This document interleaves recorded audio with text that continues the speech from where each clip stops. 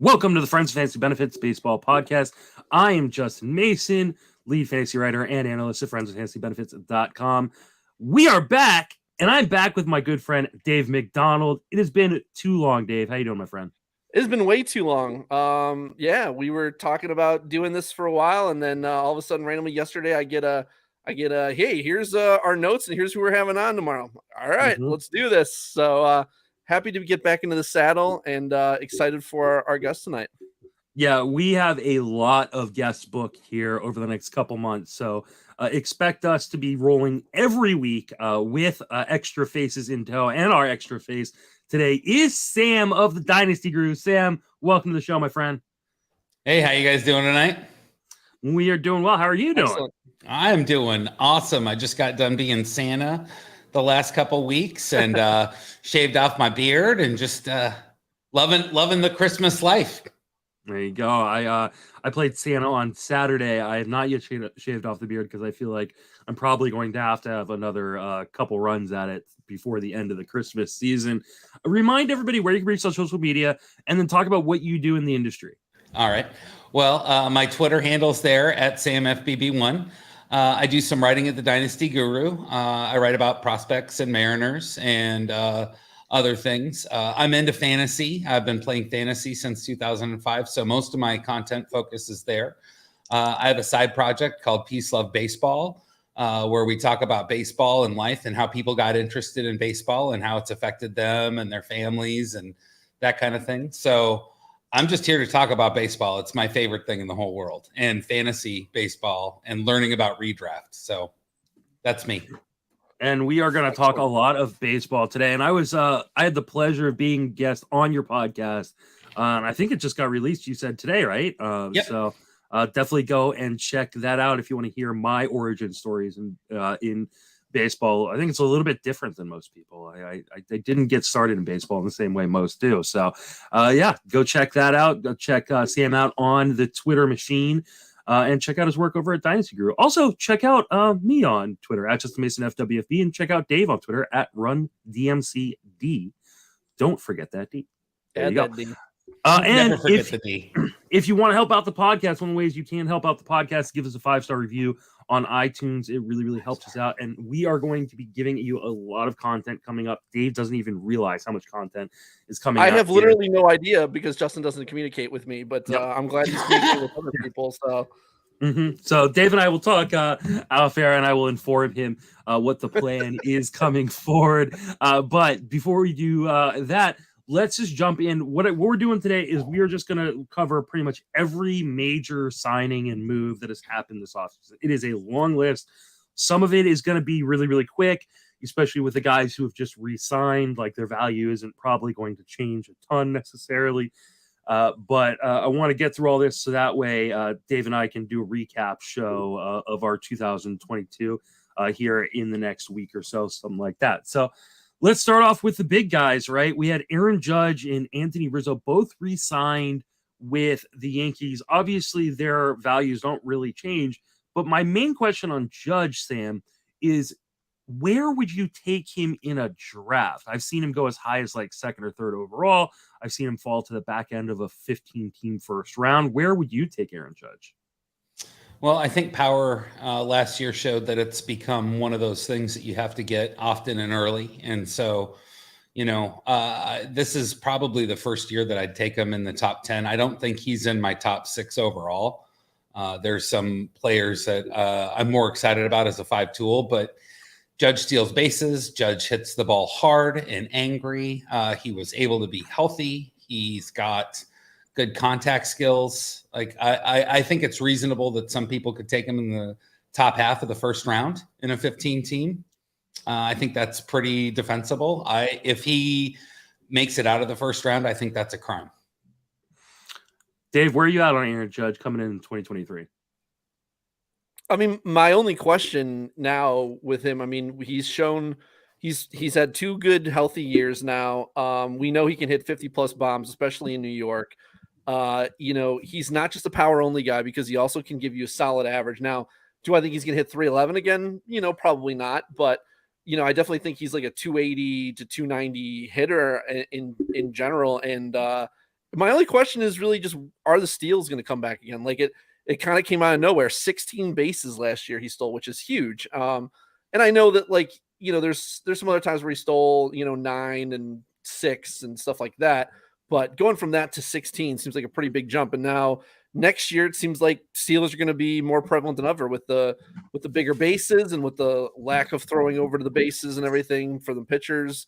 So he could even improve on that. I just kind of need to know, like, was there a philosophy change there, or was he just feeling healthier? Was it, you know, what was behind that, and will he continue to run? If so, I think he's an easy, probably top 5-6 player. Contract year? Was he playing for the contract? Was that why he was so interested in running? Do you really think that people are going to pay you more because you steal, you know, another 10 bases? I don't know. I think it was to show that he was healthy. I think that's to show that he deserves a contract, that he's the athlete that he was betting on. And I could see him being somebody who at least the new rules could keep him above 10 to 12 stolen bases a year over the next few years. I think it's legit. I think I'd project 10. Like, I don't know that I would project any more than that. I think that'd be a little bit foolhardy. I think the biggest issue for me is, are we now saying that he doesn't have the injury risk that he had before? Because I think that becomes the real big question, because now we're talking about putting him up with names like Kyle Tucker and Ronald Acuna and Mookie Betts and Julio Rodriguez. Like, I think I'm taking all those guys over him. Absolutely. And that alone pushes him towards the back end of the first round. Because even though right now, one of the things we're not going to talk on this episode, and I'm sure we'll talk on a future episode, is the fact there are no pitchers going in the first round of 15-team drafts right now. That will change as the draft season goes on. Well, definitely in NFBC leagues that'll change, because there's always that 1 to 2 round bump for those pitchers. So we'll definitely see some of them going. But I think it kind of makes sense, because I don't feel like there's a huge tier difference between the top starters and the starters going a couple rounds later, where I think I'm looking at it and I'm saying I want to load up on hitting early on and then just make a deeper rotation, but start later, maybe not pick a starter for the first 3 or 4 rounds even. And I think one of the issues, and one of the things I've been saying about starting pitching this year in terms of like why guys aren't going as high as they normally do, is that I think there are a lot of people that go, I don't have a real strong preference between the guy who's the SP1 and the guy who's the SP6, or the guy who's the SP3 and the guy who's the SP12. And I think as ADP starts to sort itself out over the course of the next few months, I think we'll start to get those guys that kind of emerge from that pack. But I think this is a good time if you are going to build your team the way Dave just said he's looking at building his team. I think this is a perfect year for it, because the depth at starting pitching is crazy. But as Judge goes, maybe I'm being foolhardy in terms of not giving him enough credit for the yoga and whatever calisthenic work he's been doing to help keep himself healthy. I have a real fear that he is gonna, that body is so big, and I just have a really hard time believing he's going to be able to stay healthy again for a third straight year. So it seems unlikely I'm going to end up with Judge anywhere. But you can't deny what he did last year, especially like you guys said, hitting for average and stealing bases. I mean, he was the total package last year. This might be a first that I'm the one who's less afraid of someone's injury risk than someone else here, right? Might be. I don't know. We'll see. It's too early for me to say for sure where I stand, but I'd have to look into what those injuries were. But I do know that a lot of people talk about how big of a change yoga causes in their flexibility and all that stuff. What? No, yoga's very serious. It was just sorry that caught me as funny. Oh, okay, I'm over here thinking about the balls that they might have thrown him. The third baseball that. Really it's an inflated number because baseball manufactures their own baseballs, and they were like, fuck it, we want this guy to win the home run. And that's a very good point. And I did see that. Who put out that stats about the Meredith Yankees? Willis, I think. Dr. Meredith Willis. Yeah. Yeah. I mean, it makes sense because like you watch Harrison Bader look like fucking Babe Ruth in the playoffs, and you're like, where did this shit come from? Like, right. And then you realize that not only were the Yankees getting juice balls, but they were also using the juice balls in the playoffs. So Yankees and playoffs, Harrison Bader, it all makes sense now. So, I never want to buy a hitter coming off of a career year, which he is, because Mhm. there's really only downside from there. But at the same time, you're talking about he's a first round pick, whether he does that or not. Like, he could hit 45 homers. If he's hitting 280, 290 with 10 to 15 steals, he's still a first round pick. You know what I mean? So Yeah. I'm not really calling him the number one overall pick or anything. I'm just saying, I think there's not a lot of downside unless you think he's going to get hurt. I think he's going to be a solid first rounder for you. And that power, again, is it's a unicorn. It seems like, for him to hit that many home runs. Yeah. So I would never assume he's going to hit 60 I'm again. probably projecting him for low 40s. Right. Yeah. No, absolutely. Absolutely. A guy that is in the conversation for the first overall pick is Trea Turner, who goes to the Phillies on a massive deal. Dave, is he your first overall player right now? You know, I've been saying for years Trea Turner is my number one overall pick since at least since 2020. I think maybe even before that. I guess it just depends. Like, do we see those steals coming back? I don't really know philosophically how the Phillies change from the Dodgers. I know that I really liked the Dodgers. They had a really good home park for home runs. Obviously, the Phillies have a good park too. So, and both teams have a good lineup. I don't know if he's going to hit leadoff or second or third there. So there's a lot of questions to answer. I don't know that he'd be my number one overall pick, though, just because shortstop is so strong. Like, I feel like I'd rather take Jose Ramirez, who put up monster numbers despite having a thumb with torn ligaments for 2/3 of the season. So, getting those steals from third base is a lot more difficult to find than from shortstop with Trea Turner, who no longer has second base eligibility now either. So I don't know if he'd be my number one pick, but he's certainly in the conversation. Right. Just for reference, the Phillies were 5th in majors last year in stolen bases. Sam, where are you at on Trea Turner? I'm actually in complete agreement with Dave. I like him, and I think he's arguably one of the top 3 picks this year in redraft, and I wouldn't fault anybody for taking him, but Jose Ramirez is just so delicious at third base. And, in spite of the Guardians' ineptitude, it seems like every offseason to spend money and get free agents, that lineup is so beautiful. The people that he's got hitting around him, I think, are really going to mature next year. And I think you're looking at another super high floor at third base for home runs, steals, average. I mean, it's all 5 categories. And I'm all in on Jose. Yeah, I'm not even adding anything to it because I completely agree with you guys. Jose's my number one guy, but I think Turner belongs in that conversation, obviously. But it's also a really, really good year to have a mid or late round pick. Just because the talent. That's my thought is like I'm so comfortable with like anybody really in the top 6. Like I don't know how big any of those guys could fall to that point, and like I don't know how much downside there is from Trea Turner to Kyle Tucker, at 6. Like, right. Any of those guys are fine to start with. I'm more looking at who's going to come back to me in the second round. Even like a guy like Mookie Betts, who's going to drive line now this offseason. I'm super interested in him in the back half of the first round. And he could be a second baseman this year. He could play infield this year for the Dodgers. So that's interesting. I'm interested to see second half of the season if he becomes second base outfield. That could be real valuable. It's tough to imagine the Dodgers not addressing second base. I haven't even. They haven't really addressed anything. I mean, they brought back Kershaw is the only thing they've done. Currently, Trace Thompson is their opening day center fielder if the season were to start right now. Like, I find that very difficult to believe that they're not going to. I do too. Yeah, I honestly I don't understand what they're doing or why they're not doing anything. But that is a discussion for a different day. We'll get to Kershaw here in a little bit. The other Phillies signing was Taijuan Walker, who signed a long-term deal, leaving the Mets, going to the Phillies. Sam, any interest in Walker in Philadelphia? Yeah, Philadelphia seems to do really well when they trade for pitching versus develop pitching. So I'm real interested to see what they're able to get out of Walker at the big league club. And I think he fits in as a good 3 or 4. He's going to be an innings compiler. And I think that he's a good SP3, I think, on a fantasy squad, SP4.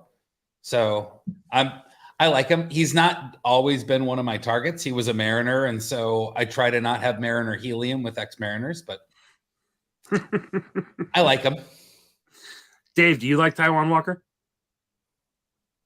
Not really. I mean, I think he's fine. I think he's not a guy. I don't think that there's that upside with the strikeouts. Like, he's really never been a strikeout guy. More of a pitch to contact, like good control kind of guy. I don't think that Philly is going to do him any favors pitching there. And aside from that, there's also the health concerns with him at all times. Like, and it's not that he gets to, like, I mean, he's never hit 170 innings in his career. And, obviously 150 innings, 160 innings isn't like bad or anything. It's just, I don't know. I just don't know really. Like, he's not a workhorse. He doesn't have that upside. He's going to Philly now. He's just okay. He's a filler that I could throw in there and, say, okay, he's not going to kill me, but he's not someone that I'm going to get excited to take. Yeah, unfortunately, like, I love Taijuan Walker and I love what he did last year in New York, but this is maybe the worst possible, like, team change for him. He's going to Philadelphia, which is a really, good hitter's park. And that defense behind him is atrocious. Like that. I mean, yes, Trea Turner helps things a little bit up the middle, but like the rest of that defense sucks. Like, and this is a guy who like made a point of trying to allow more contact, to get more contact on the ground, and get kind of cheap fly ball out. It's like, but now you got like Schwarber and, Alec Baum was up and down all season. Like, it's not a good defense behind him. I ended up after the signing downgrading him quite a bit. And it feels like a weird fit. It's a weird fit. It is. I don't know why they would want him there. Yeah, I just don't. I would have loved him if he had stayed in New York with the Mets, but in Philly, I think it's a really, really bad spot for him this year. So I think he fell outside of my top 70 starting pitchers. Let's move on to those New York Mets. Edwin Diaz, Brandon Nimmo both re-sign with the Mets. I don't think we really need to dive too deep into them. If you guys have any thoughts, you can add it to their big signing, which was Justin Verlander. They lose Jacob deGrom, add Justin Verlander. Dave, thoughts on Verlander in New York? Every time I fade the guy, he puts up great numbers. It's it's really frustrating, but at the same time, while I do think that because he's so skilled as a pitcher, he can keep. I mean, obviously, he's not going to have a 1.75 ERA and 0.8 WHIP again. I mean, I shouldn't. I guess I shouldn't doubt him at this point, but I'm still going to. But he's 40, and the strikeout rate has plummeted so far. I just feel like it's not going to be.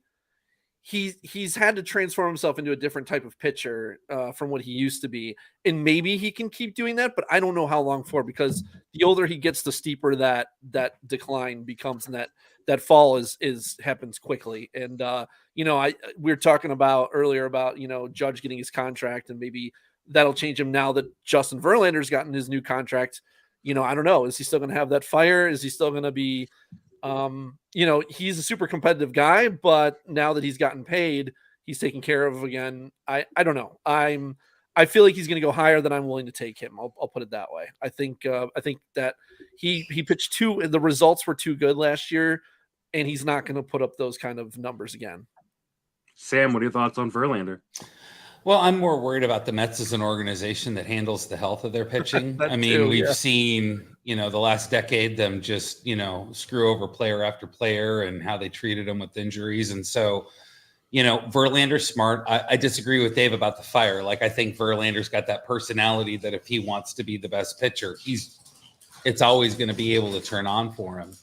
I just worry about the Mets being able to keep him healthy.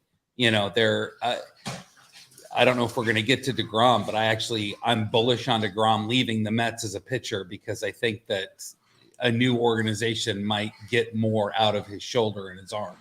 I worry about the Mets. That's where I'm at with Verlander. I wouldn't draft him. And I think, to Dave's point, I think that you can't bet against Justin Verlander at 40. For him to have the season he had speaks volumes about what a bulldog he is, but I'm out. I can totally understand like fading him because of the age, but like at some point you just have to admit the dude is a fucking unicorn. Like he's just like he is not built like your normal pitcher. Didn't people also say that about Nelson Cruz? How did his year go? Yeah, but they were wrong for 4 or 5 years. Yeah, like you don't get like I've had this argument with people on Cruz and on Chris Sale. Like you don't. I'm not saying you, Dave. I'm just saying in general, people trying to take credit for calling Nelson Cruz's fall off or Chris Sale's fall off. No. I was wrong about him for years before he fell. Yeah, off. You don't get to be wrong for 5, 6, 7 years, and then all of a sudden you're like, I called it. Well, fuck, that's just not how things work. Like, no, I mean, I did call like the year that he ended up with Tommy John surgery. That was very obvious to me that was bad. And I was wrong on Verlander last year. I was in the Dave Verlander camp. And I think the process was right. Like, I'm not saying the process was wrong. Right. And that's all we can do. Right. Is have the right process. I mean, are you taking him over Julio Urias, Zach Wheeler, Max Scherzer even? Like that's my question is like for where he goes, are you going to take him over those guys and say, I think he's going to be better than them at age 40, 41, whatever? No. That's a really tough one for me. I'm not. Right. I currently have him ranked above those guys. I do. Okay. Now here's the thing.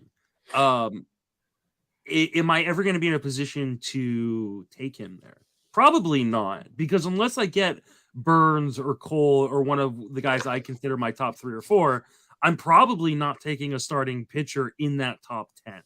So I'm probably fading a lot of those guys. You know, I'll wait for the Aaron Nolas and the Zach Gallens and a little bit later. I guess Nola's probably not going later, but I'll wait a little bit. So it's probably not going to be a thing for me. But as things currently stand, I've got him ranked as my number 7 starting pitcher, and that is based on the projection that I have for him. So will that change? Will I temper that projection? Maybe ratchet down some of the innings? Maybe, but like we're talking about a guy who's moving to a really, really great park to pitch into the National League where batters have never seen him before, or a lot of them have never seen him before. Like the things are lining up for him to be really, really good. And like he was fantastic coming off of Tommy John. We're not going to get the full Verlander experience this year. I totally understand fading him. I haven't decided whether I am or not. That's ultimately the truth of the matter. I don't think it's a fade for me. I think it's just, will I ever be in a position to take him? I doubt it. That's all I'm going to say. Speaking of aces going to the Mets, Jose Quintana signed a 2-year deal. And he pitched like an ace last year. I don't get what the Mets are doing with this. Like, I really don't. Like they just bring in a guy to block Tyler McGill and David Peterson, in a guy like Jose Quintana, who he was good last year, but like he was really bad the previous years. Dave, any thoughts on Jose Quintana? I mean, he had such a great year last year. I'll say this, it's not like the market is overreacting to last year. Like he's still going off the board around like 361, it looks like right now. So it's not like people are really buying into him. So I think like he's kind of like Taijuan Walker for me, like he can be a solid filler in your rotation, but there's no upside. There's zero chance he has a sub-3 ERA again. That was luck. It should have been about a run higher than that. But he's another guy who doesn't give you many Ks or anything, but he limits walks. He's a high contact guy though, and anytime you have those guys, they're prone to getting blown up at any point. So he's gonna have those real bad outings from time to time. So it's just those guys are frustrating to own, man. He's a late filler, rotation filler guy, and that's still what he is, I think. Yep. All right. I'm in agreement with both you guys. Koudai Senga signed a long-term deal with the Mets as well. This is a Japanese import. People are really excited by him. He is already busting up the ADP as we speak now that he's signed. Sam, any interest in Senga? I do have a lot of interest in Senga. They talk about his injuries. He had an ankle injury a couple of years ago that was pretty severe, and he had a couple arm injuries this year that kept him out a little bit. but nothing that sounded like it was too major. I think he's going to have a lot of fun coming over here, and I don't think he's going to be who do I think about? Iwakuma, who came over and pitched for the Mariners a few years ago. I think he'll be a little bit better than him. He's got some speed. He throws 102. He's got that ghost fork ball that Pitching Ninja did a whole big thing on that showed his grip and everything. So, you know, I'm a believer. I think he can pitch. I think he's got great stuff. So I'm looking forward to him filling up the strike zone and probably striking out. I don't know, 11 per 9. Dave, Senga's going to be moving inside the top 100 picks here any day if he hasn't already. Are you going to be willing to take him inside the top 100 picks? I don't know who Koudai Senga is, so there you go. All right, I you know, the Japanese imports, I just basically, as the season gets closer, I do a whole lot of research and read what people who know more than I do say about guys. I never heard his name until a couple weeks ago. So what Sam said sounded good to me. Yeah. I'm a little I'm a little less bullish on Senga than maybe Sam. I think he's probably more like a strikeout inning type guy. I think the concerns that he may not even start in the rotation are a little silly. Yes, the Japanese players pitch every 7 days. They each pitch once a week because of the way the schedule lines up. But he threw 148 innings in 23 starts. That works out to over 6 innings per start. He's not going to have any issues pitching deep into games as long as he's pitching well. I think it's all going to come down to whether the arm talent, and by all accounts, he's got pretty good arm talent. It's a great park to pitch in. We've seen this over and over again with City. So I actually like saying, I don't know that I would take him inside the top 100 picks. I will be finishing my projection on him tonight, so I'll have a complete idea of exactly where I think he's going to finish.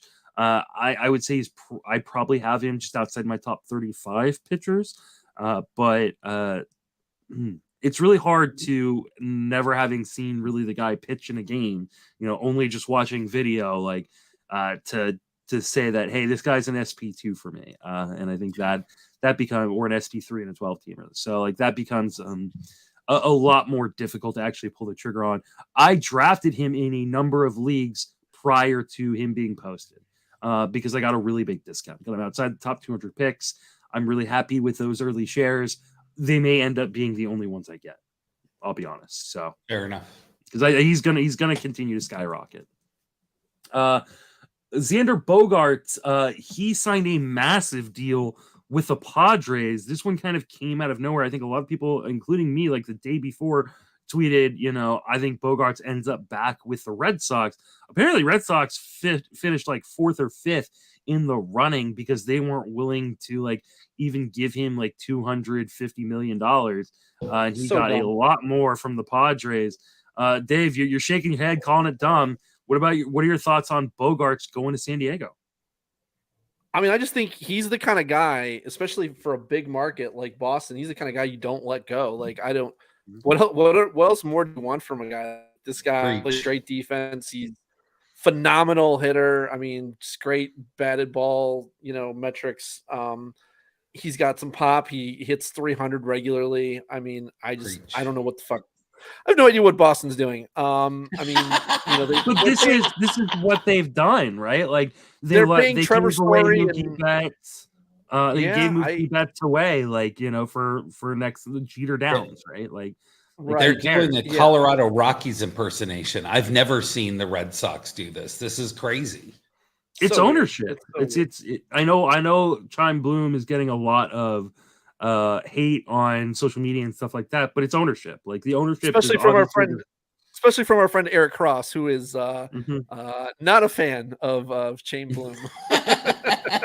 Which I understand, but clearly, according to Bogaerts, they were not willing to give him anywhere close to the contract he was looking for. I don't understand. I think they offered him 6,160.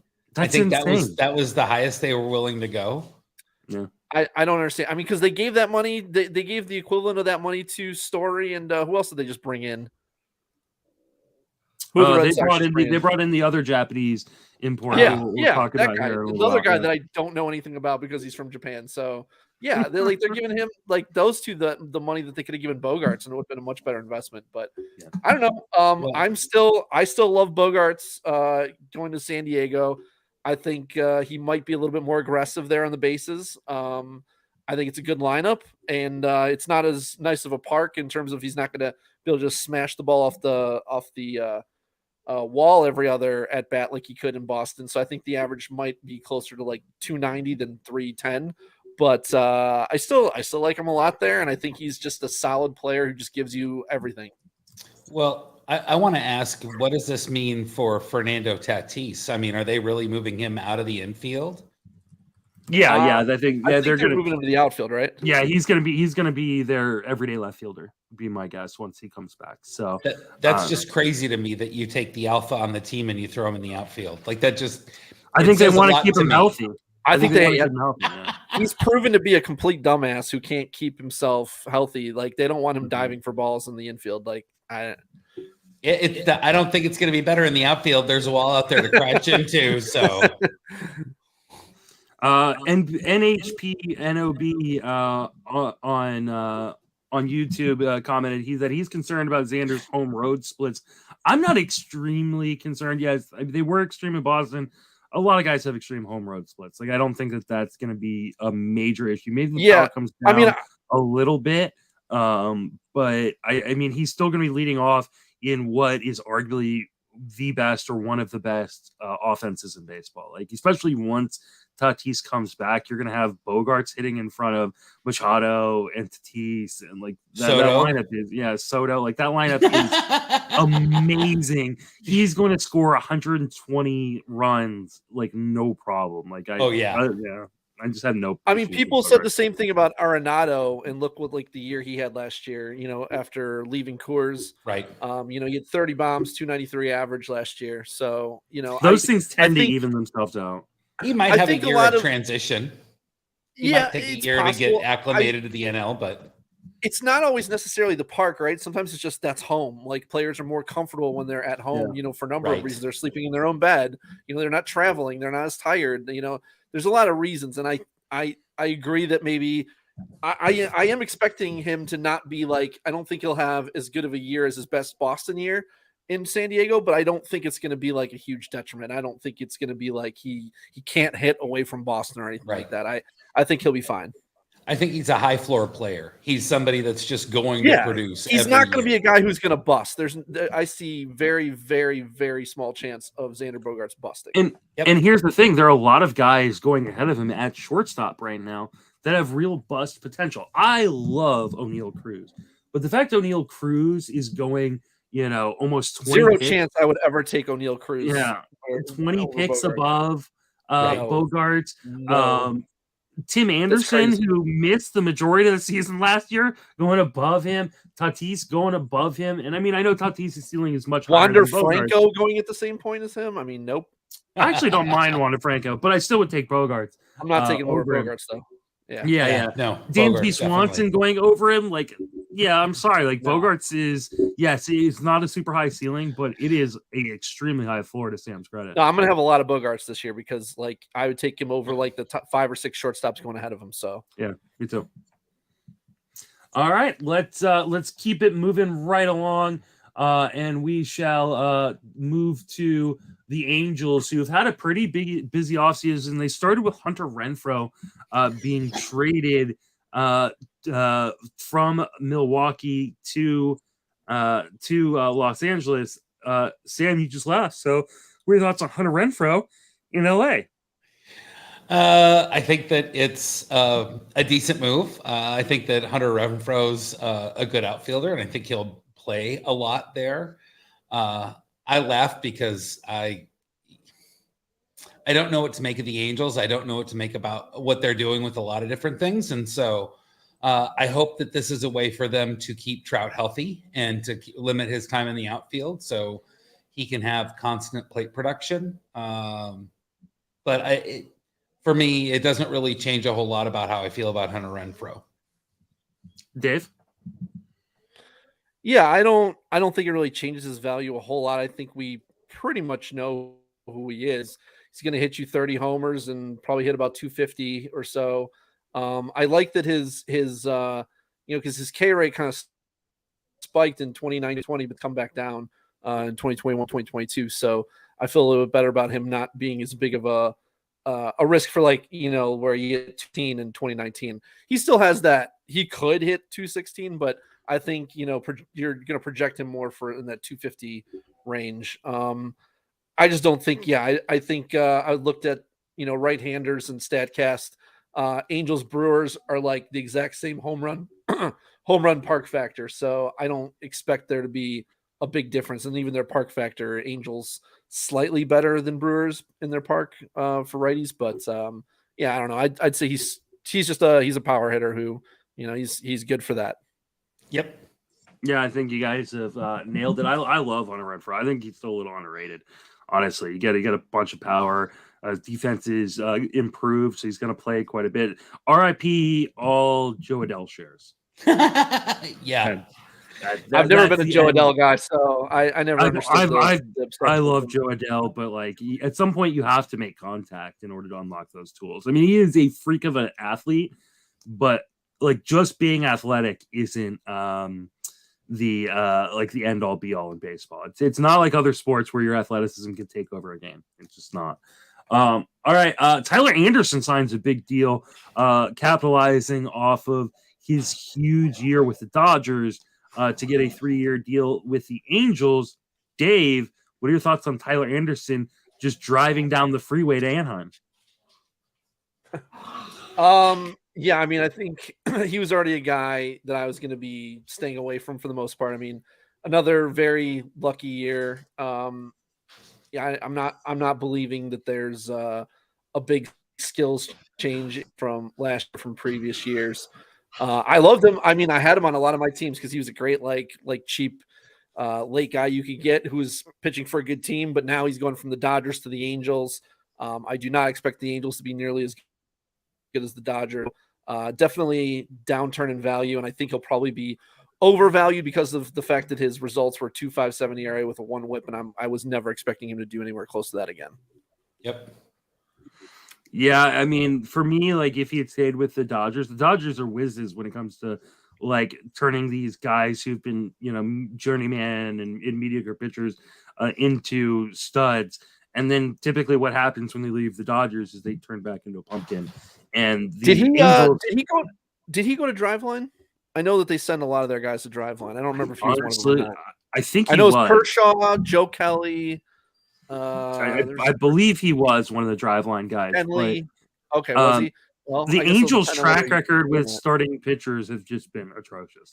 Yep. And it's really hard to figure out how much of this stuff is going to be sticky for Anderson. Obviously I don't think he's going to turn completely back into a pumpkin. But NHP is saying he did not go to Driveline. Okay.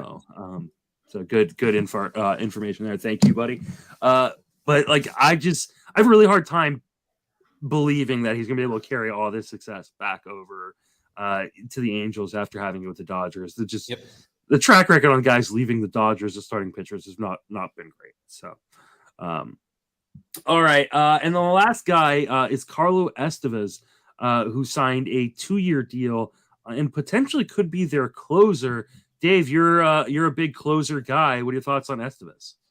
Yeah, I mean, he's a great shot to be taking in draft champions leagues right now. If you can get him hopefully you should be able to get him for pretty cheap, but they don't have a closer there. They could still sign someone, but right now I would say he's probably the odds-on favorite to close there. And guys leaving Coors, your vertical and horizontal movements for pitchers, it's going to be a much better outside of Coors because the thin air, it doesn't allow the ball to move as much, which is why it's so difficult to pitch there. It's not just because it's easier for the hitters to hit it out when they make contact. It's also because of the fact that the pitch quality goes down. And so I was reading a tweet from someone, I can't remember who, but they're talking about it's going to be a pretty big change for him with his horizontal and vertical movement on his pitches. I think he could be a really good value for Los Angeles. I like it. Where do you think, Sam? I agree with Dave. I don't necessarily trust them with their pitching, but I think that this is a real interesting move for their bullpen. And I just want to see, like, do they sign somebody? Do they try to get somebody who has had an established closer role in the past to be their closer, or do they just ride with him? So I would assume that they're just going to ride with him because the whole trading and giving in Raziel Iglesias a big contract, like, that didn't make them a better team. Like, it doesn't matter how good your closer is if you don't have a lead going into the ninth. And so I think it made a lot more sense for them to try to rebuild that rotation a little bit, add to the outfield defense, and add a little extra pop with Renfroe. The other guy they signed is Gio, or they traded for is Gio Urshela. I don't even have him on the rundown.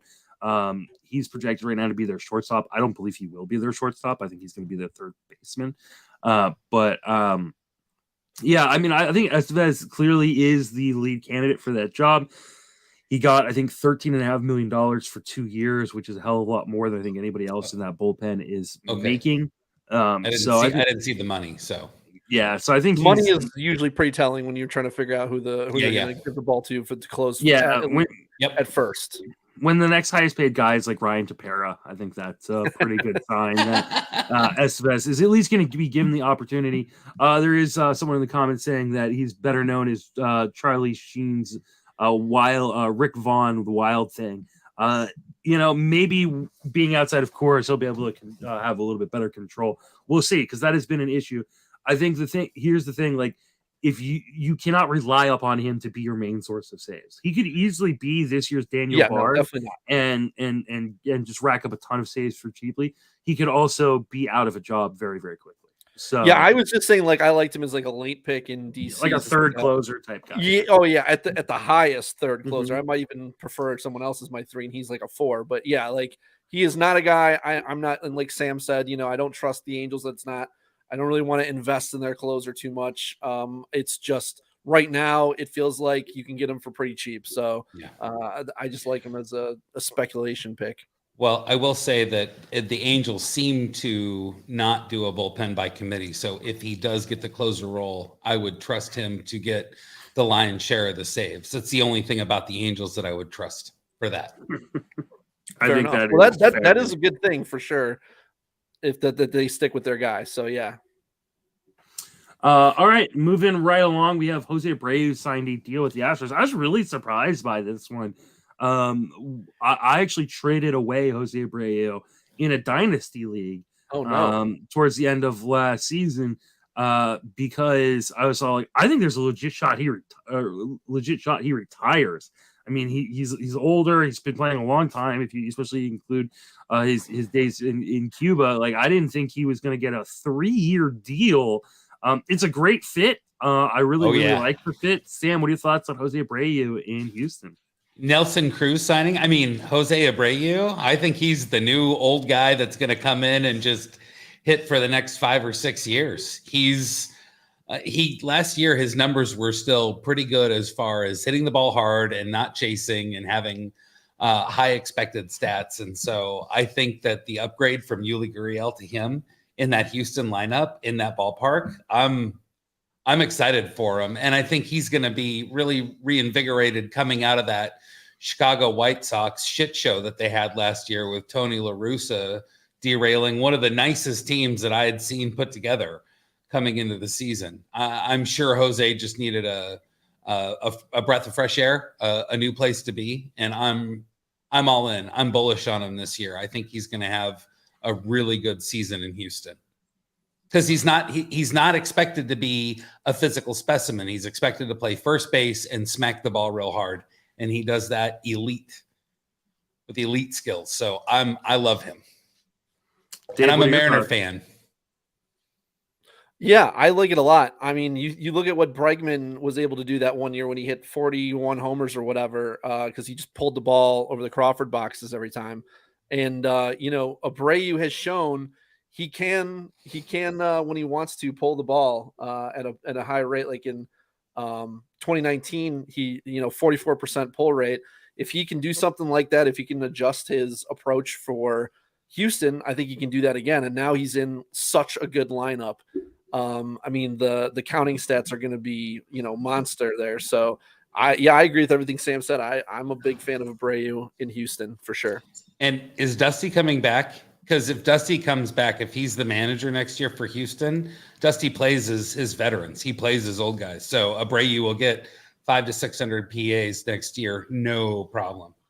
Yeah, and he's quietly going really, really cheaply right now in NFBC Draft Champion. Since November 1st, he's going around pick 127 behind CJ Cron, Hoskins, Nathaniel Lowe, Vinny P.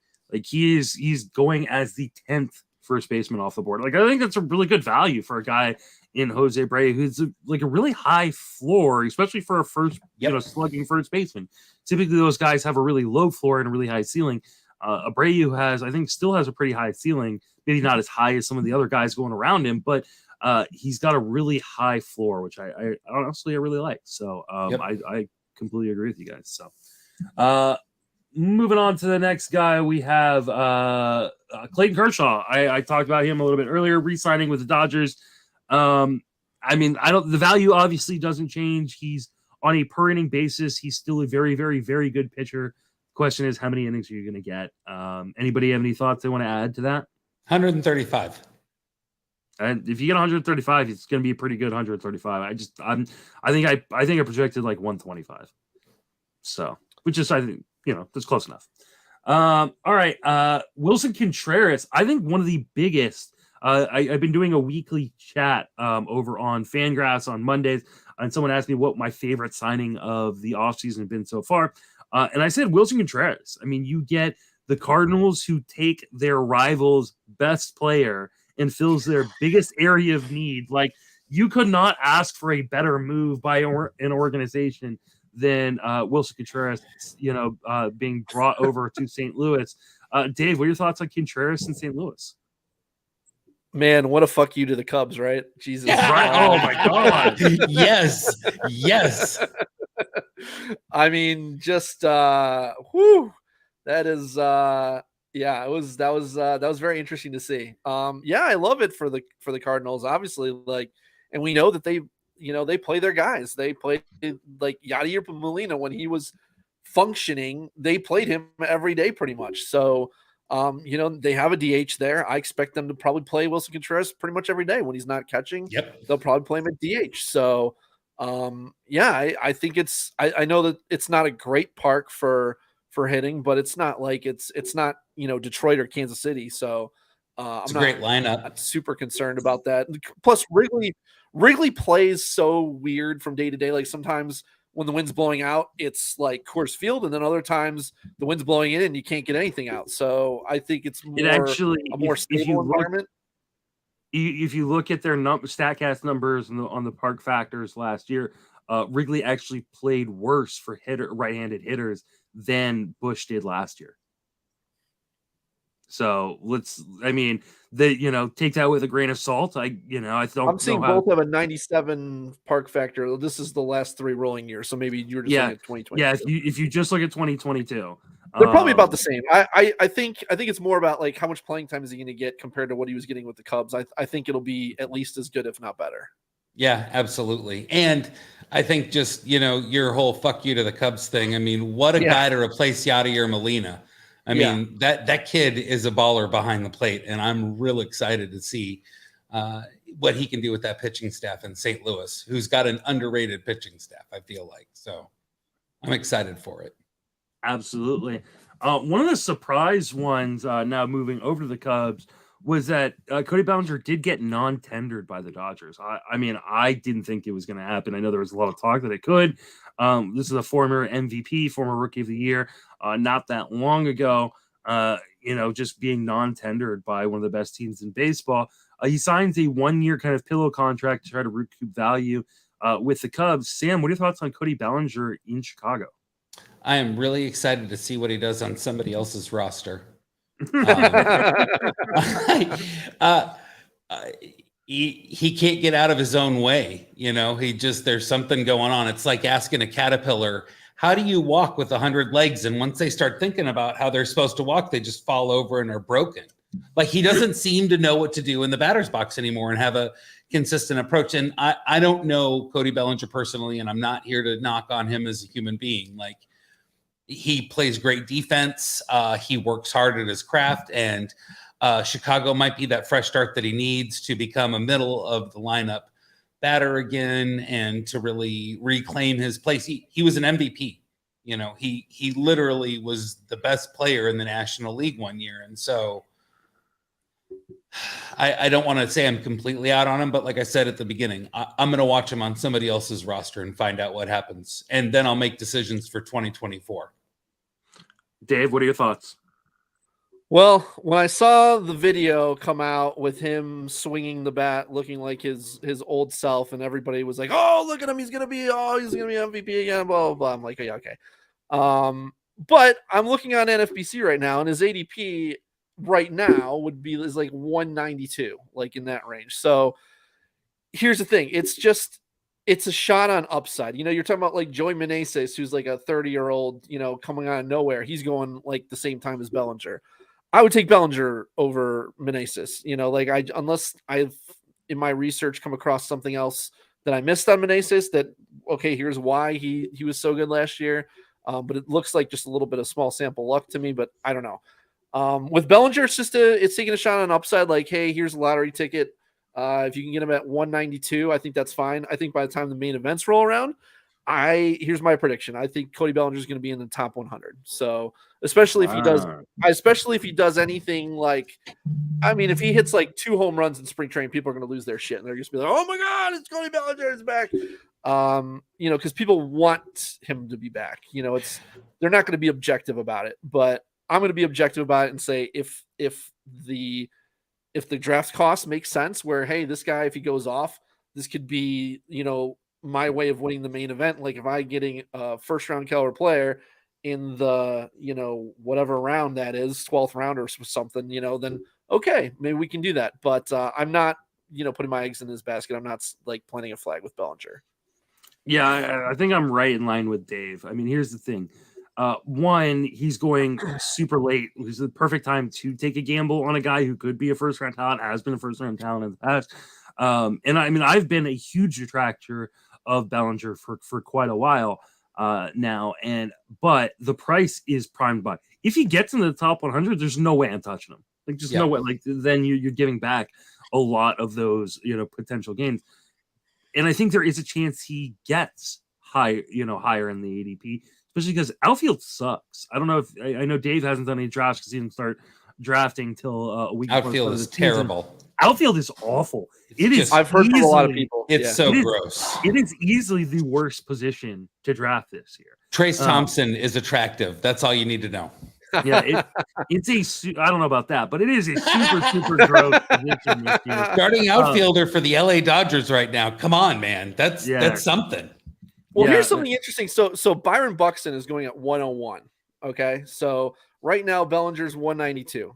So do we think that, I mean, Buxton, at least Bellinger should be able to stay healthy. I mean, assuming his shoulder's okay. I don't know. It just seems like if I'm going to take a shot, it's going to be on like, like I don't know. It just seems silly to me with Buxton. I think the main thing with Bellinger is just keep an eye on his strikeouts in spring training. There's some things that are noise in spring training. There's other things that are signal. And I think that strikeout numbers are a bit of signal. Like if he's striking out 15 to 20% of the time, that tells me one thing. If he's striking out 25 to 30% of the time, that tells me something very different. Fair enough. Yeah, I think that's a really good point. Let's talk about the other Cubs signing. It's Jameson Taillon leaving the Yankees, going to Chicago on a pretty good sized deal. Any interest there, Dave? I mean, Jameson Taillon and Taijuan Walker, are they like just secretly the same player? Because like no one has ever seen them together. I mean, seriously, like they both have similar sounding first name / last name, and then it's like, okay, you look at their stats and you look at like their stuff and their K to walk numbers, it's like the same freaking guy. I mean, Taillon has better, like he limits his walks better, but I hate, with his propensity for home runs, I hate him in New York. You know, like I just that park just, and he pitches the contact too much. Like he's gonna give up home runs in that park, and he's just another low upside guy. Like he's just if I'm looking for a filler and in my rotation towards the end, then fine. He's a guy you can throw in, but he's not. But he's not in New York anymore. He's in Chicago. He's in Chicago. Oh right, yeah. He's leaving New York to go. That's to Chicago. true. Sorry. Yeah, I mean it's the same kind of thing. I mean, I'm not seeing a ton of upside. I think of him a little bit better now than I would in New York, but he's not a guy that I'm like excited about.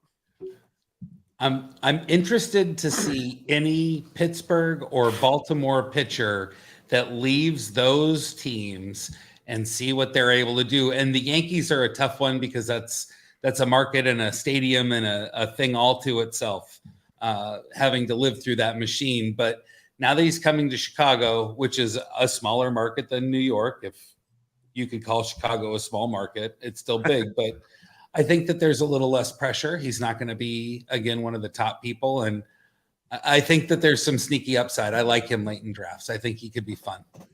Yeah, I kind of tend to agree. I like Taillon a lot. I mean, he's got to stay healthy. He's got to stay on the mound, which, has been a reoccurring issue throughout his career, but he's done a decent job of that over the last few years. And he's getting out of New York, which is an awful place to pitch. In spite of that park, in spite of that division, he put up pretty decent numbers. I kind of like him going to Wrigley, getting a pitch in that you're going to hear a lot of people go like balance schedule. It is not a balanced schedule this year. People stop saying it is a more balanced schedule. You still play your division more than any other, teams in Major League Baseball. Stop telling people it's a balanced schedule because that makes people think you're playing every team equally. You're not. And the NL Central is still going to be one of the best places to pitch in baseball. Absolutely. Let me ask you really bad offenses. He's going 4 rounds ahead of Taijuan Walker. Do you think that's yes? Are you willing to pay that premium? Yeah. Mm-hmm. I would, especially with Walker pitching in Philadelphia. If Walker was pitching in Chicago with him, I'd be going Walker. Okay, but I think Walker's going to be sneaky good too this year, you guys. But I'm happy to be wrong. Oh, he could be. I mean, he was he was just getting healthy. Jameson Taillon was just coming back last year. We got him late in a couple of drafts because he was just like a speculative guy, and he was able to maintain the velocity pretty well. I don't know that he ever gets back to being like a workhorse kind of guy, but you're right. Being in the NL Central is certainly a boon. All right, moving to our next guy. We're making pretty good time here. All things considered, with all the other things. Let's talk about Jace Peterson going. Do we care? Do we care about Jace Peterson in Oakland? What are we?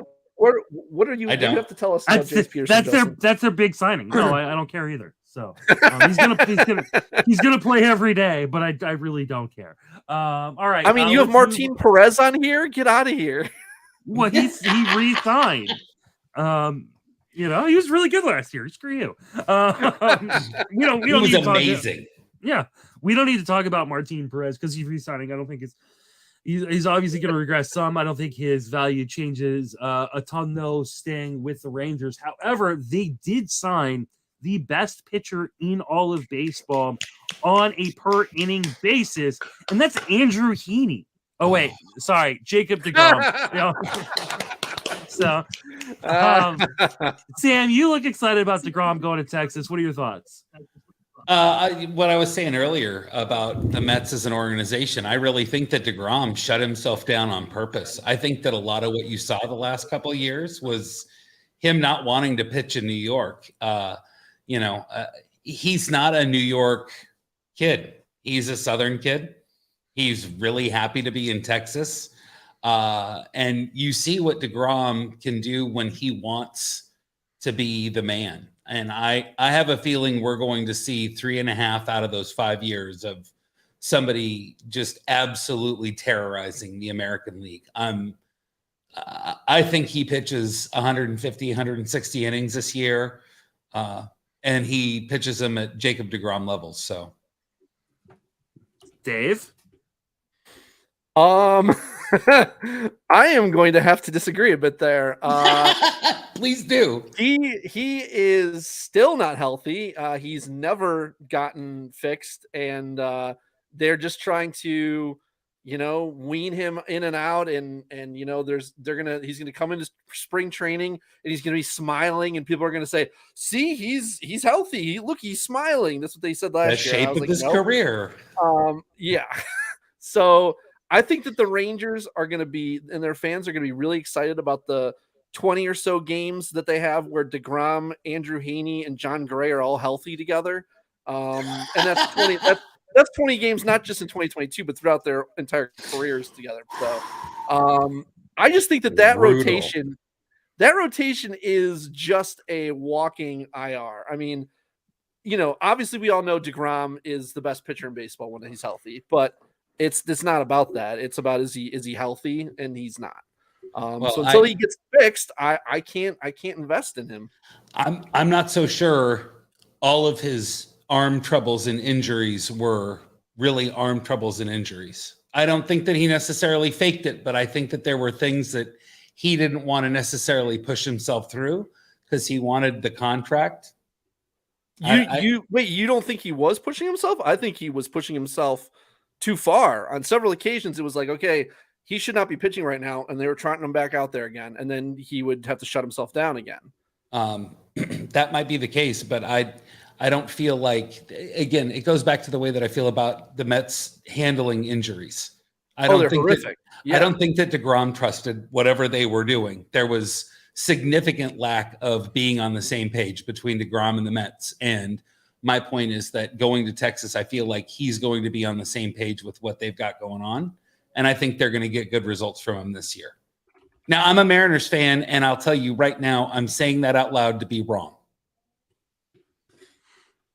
I don't know. Like, to me, like, here's the thing. So I'm doing full projections this year, and my ranks are going to be based off of my full projections. And when I did deGrom's full projection and gave him like 130 or 135 innings, he was far and away the best pitcher in baseball.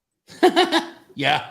Like that. I mean, he is so good on a per inning basis that if you think he's going to have 135 innings, then it makes sense. Yeah. That doesn't mean I'm willing to draft him. Like, I really, like, I just don't know that I believe that he's going to get to that kind of workload. But I understand why other people do. And I think with the depth in starting pitching this year, you can make an argument both ways that, he'll be a second round pick. So he's almost a second round pick at this point. But in NFBC and actual main event drafts, he'll be a first round pick. He'll be a back end of the first. We saw him last year go from being, remember in the Battle of the Podcast League, I took him on the 2-3 turn, pick 30 or 31. And then in main events, he went as high as I think 6 overall, something like that. I mean, he's going the exact same spot he was going last year. By main event draft, if he's healthy in spring training and looks like Jacob deGrom, he'll be a first rounder. If he comes to spring training smiling, he's a first round pick. There you go. Yeah. He went 4 in the third round in a draft and hold I'm in right now. Yeah. And if you want to invest in Jacob deGrom, now's the time. Like if you want to go and get him in a league, I think right now is the time because it's never going to be cheaper than he is in this moment. But I can understand why some people are gonna fade him. I can also understand because you look at the sheer numbers, and he, like I said, 130, 135 innings, he's the best pitcher in baseball. Like it's insane. I get that. And Texas Park is a lot better than it used to be. Yeah, true. I mean, but New York is still a great place to pitch too. So it's not like not like he's getting a huge upgrade in that regard. And the team is much worse. So even with deGrom on it, he couldn't win a game with the Mets as it was. Well, he'll be used to it in Texas because he was Felix Hernandez 10 years later. Yeah. The other guy the other big guy they signed, like I mentioned, it was Andrew Heaney, another guy who on a per inning basis is a pretty darn good pitcher, not best pitcher in baseball, but a pretty darn good pitcher. He was fantastic when he was on the mound last year. The problem is he's never on the mound. Like he's a guy who misses a lot of time. This is one of the guys. I mean, this is my kryptonite. Andrew Heaney's been my kryptonite. I've been an Andrew Heaney guy for a really, really long time. I will fall for it again, especially because the price is, a decent gamble. Dave, are you going to fall for it? Yeah, I mean, like, this is the difference between him and deGrom, though. I mean, other than obviously deGrom's better, but deGrom, I'm relying on him to stay healthy. Whereas with Heaney, I can draft him at 235 where he's going now, and when he gets hurt, it's not a huge loss. Like my team's not, it's not, counting on his production. So, for where who else is going around him, there's a bunch of question marks. So yeah, I'm fine taking Heaney where he is as long as you're honest with yourself about what you're drafting. And, you could be drafting 50 innings or you could be drafting 130 innings, but you're definitely not drafting 200 innings. So, it's as long as you're honest with yourself about that and your rotation isn't full of guys like that, because you don't want to have, 6 injury prone dudes and guys who've proven that they can't stay healthy throughout the season all in your rotation. Because then when they all go down, you're basically rolling out the waiver wire at that point. So, you just got to assess the risk correctly and form the team around that. And yeah, I think he's fine to take. Sam? Dave summed it up perfectly. You got to know what you're getting into with Heaney. He's got a track record. Have fun. Hey, here's something that's new that we don't usually hear. The Cleveland Guardians signed someone, like a big name free agent. They signed Josh Bell. Baby. Dave, talk about your Cleveland Guardians. I mean, it's basically a glorified 1-year offer because he has an opt-out after the first year, but I don't care. I'll take it.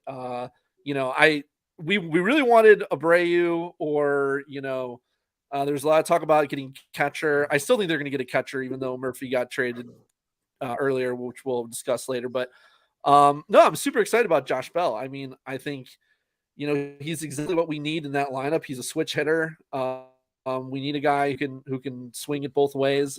I think being on a team that's not Pittsburgh or Washington, I think he's going to be motivated. I mean, I know he sucked in San Diego too, but that was only under 200 at bats. I'm really hoping he comes into this super young team, and I think he'll be rejuvenated, and by their youthful exuberance, and hopefully lead us into the playoffs yet again. I'm excited. I'm really happy with the signing, and it's nice to see us actually spend some money for once and not cry poor. Sam, what are your thoughts on Josh Bell going to Cleveland? I'm kind of sad that Naylor doesn't have as clear a playing time path to playing time this year with the signing, but I think the signing is great for the Guardians lineup. Like I said earlier, I'm really excited about what the Guardians are doing. They've got a great infield. I'm a big Ahmad Rosario fan. I think Quan is underrated in real life baseball, and so I don't know what they're going to do with Rosario though, because he's going to be a free agent after this year. So I'm a little nervous. I hope they re-sign him. He's not going to cost what Lindor did. He's not going to be that kind of a free agent, and he seems to be like that Jose Ramirez kind of I'll sign for 5 years, 100 million, 75 million, something that is club friendly. I hope he seems to have a good thing like there. Him. Yeah, I hope so. So, but no, Bell. I think Bell has a real opportunity there to be 25 home runs, 170 runs and RBIs, a decent batting average.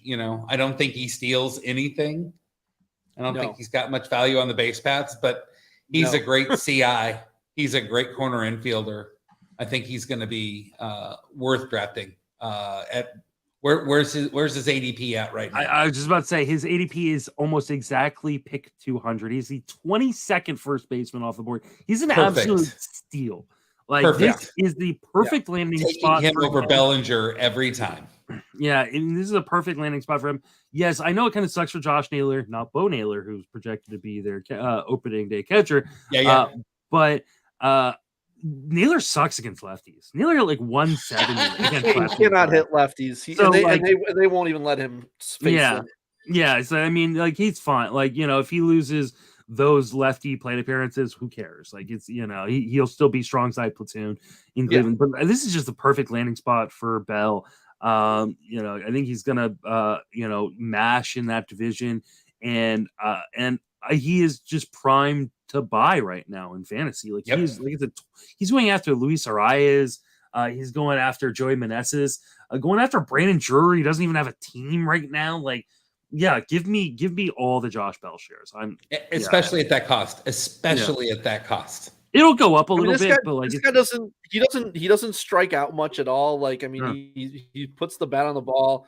I mean, you're just hoping that he can kind of reverse, he can get those barrels going again. Because this guy, has hit 37 homers, not too long ago. Well, in Pittsburgh, he hit it in Pittsburgh. But even if he hit 25 to 30, which is where I think he's really his ceiling is now, that's perftly fine.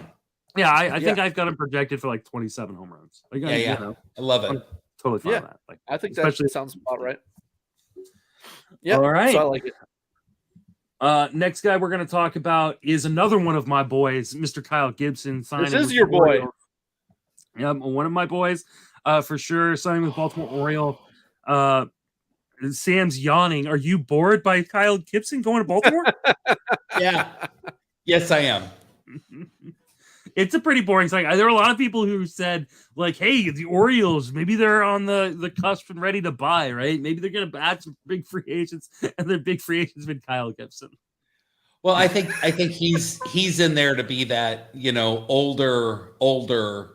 older veteran presence to help. That they've got a really fun up and coming pitching staff, and so I think they need somebody there to stabilize and just eat innings while they figure out what the roles of these kids are going to be. And so in that aspect, I like it, but I'm not a big Gibson fan. I don't think I'm going to draft him unless he falls far enough that I'm like, oh, he's a good name.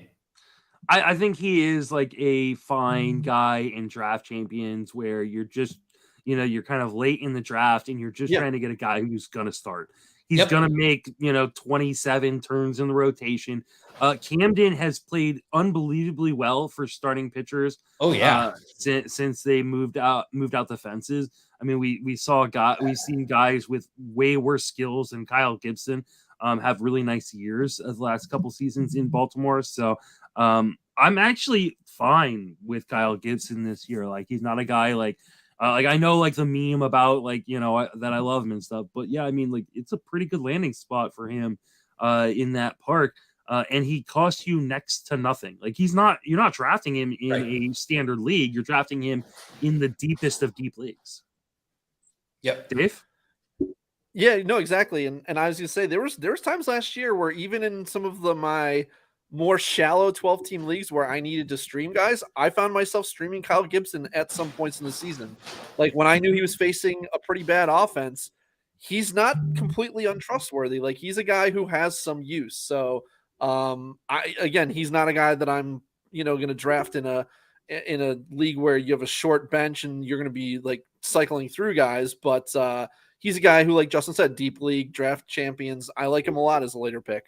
Yep. Starting pitchers for the Baltimore Orioles last year that had under a 4.25 ERA, or Dean Kremer 3.23, Austin Voth 3.07, Spencer Watkins 4.17, Tyler Wells 4.25, John Means 3.38. I mean, if you want to increase that a little bit, Jordan Lyles, who was just straight garbage at a 4.42 ERA, and at one point it was like under 3. Before he got blown up a bunch of times at the end of the season on the road. Like, Camden is actually a really, really good pitcher's park right now. Oh, it's not the Baltimore of the last 30 years. No, not at all. It's not, for sure. I do still worry about, some of those teams that he'll be facing. I mean, absolutely, but it is a more balanced schedule.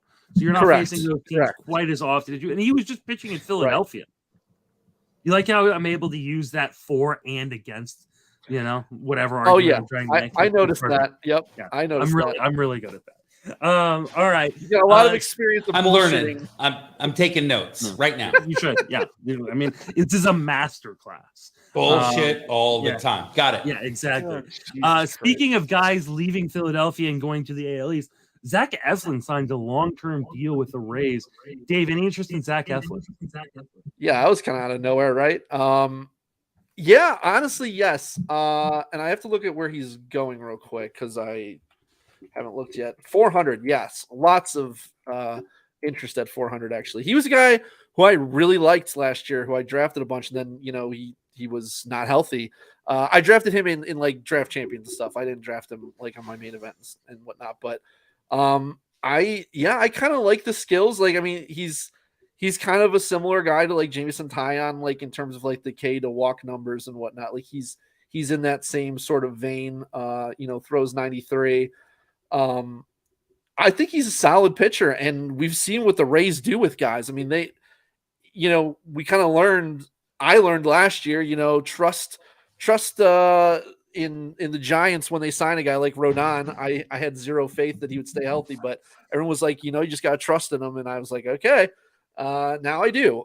We've seen what the Rays do. This is, Springs, what came out of nowhere, the Rasmussen, like pitchers, you feel like they really get the most out of their pitchers there. They're not going to go 7-8 innings, but they're going to go 5 to 6 quality innings. And they've got a really good bullpen and a great pitcher's park. So I'm absolutely interested in him in the 400 range for sure. Yep. Sam, you agree? Well, my only concern with anybody who pitches for Tampa Bay is how long they're going to get to go, because they definitely hold some of their starters on a short leash. Yeah. But, when he signed with Tampa Bay, I was like, what the fuck does Tampa Bay know that I don't know? Like, yeah, it was the weird signing, right? Right. Like, but Tampa Bay doesn't make dumb signings. They make a lot of trades. No. They make a lot of moves. They do a lot of things. But, I have a lot of respect for how that organization runs. I wish they spent more money on the field product, but that's a different conversation. I really trust their front office. So it makes it at that price, especially, it makes him very interesting, especially in, a draft and hold or some of these other things where you just need to draft somebody that is going to have things. And I think in like for, the Earth or for TGFBI this upcoming year, I want to see how he's doing in spring training. He might be somebody that I'd want to pick on my squad and have as one of those last picks to fill out my bench, see how he's doing those first couple weeks, how Tampa Bay uses him. I really like Eflin. I think one of the things we forget with Tampa Bay is, yes, they are a team that really likes to limit a lot of the pitchers on their pitching staff, but they almost always have like a workhorse guy, right? They, a few years ago, it was, before the injury, it was Glasnow. Sometimes they bring in one of these kind of like crusty old veterans to soak up a lot of innings, letting go a lot deeper into games than other guys. You look at this rotation. McClanahan had an injury late last year. Glasnow's coming off of Tommy John. Drew Rasmussen started to go deep into games late in the season, but they really limited him early on. Who knows what Jeffrey Springs is going to be second season as a starter. I think Eflin's that guy that soaks up a lot of innings. I think this is why they paid him. Okay. I don't know. I mean, let's. I don't know about calling him a workhorse. Like his career high is 163 innings, and I mean he's coming off of 105 and 75 innings the last 2 seasons. So I think that they're going to probably limit him personally, but I don't think that's a bad thing. What was that? I was just going to say 160 to 180 innings for Tampa Bay is a workhorse. Yeah, exactly. I don't think he's gonna go. I would say 150 maybe is like where I can't see him going much beyond that. I mean, coming off of 75 prior to getting moved into the having some struggles and then getting moved into the bullpen last year, where he regained some velocity and looked really, really good. He was going 6, 7, 8 innings. Like he's a guy when he's on the mound. His problem hasn't been when he's on the mound. His problem is he misses time. In between, starts, right? He goes on the IL, but when he's on the mound, he goes deep into games.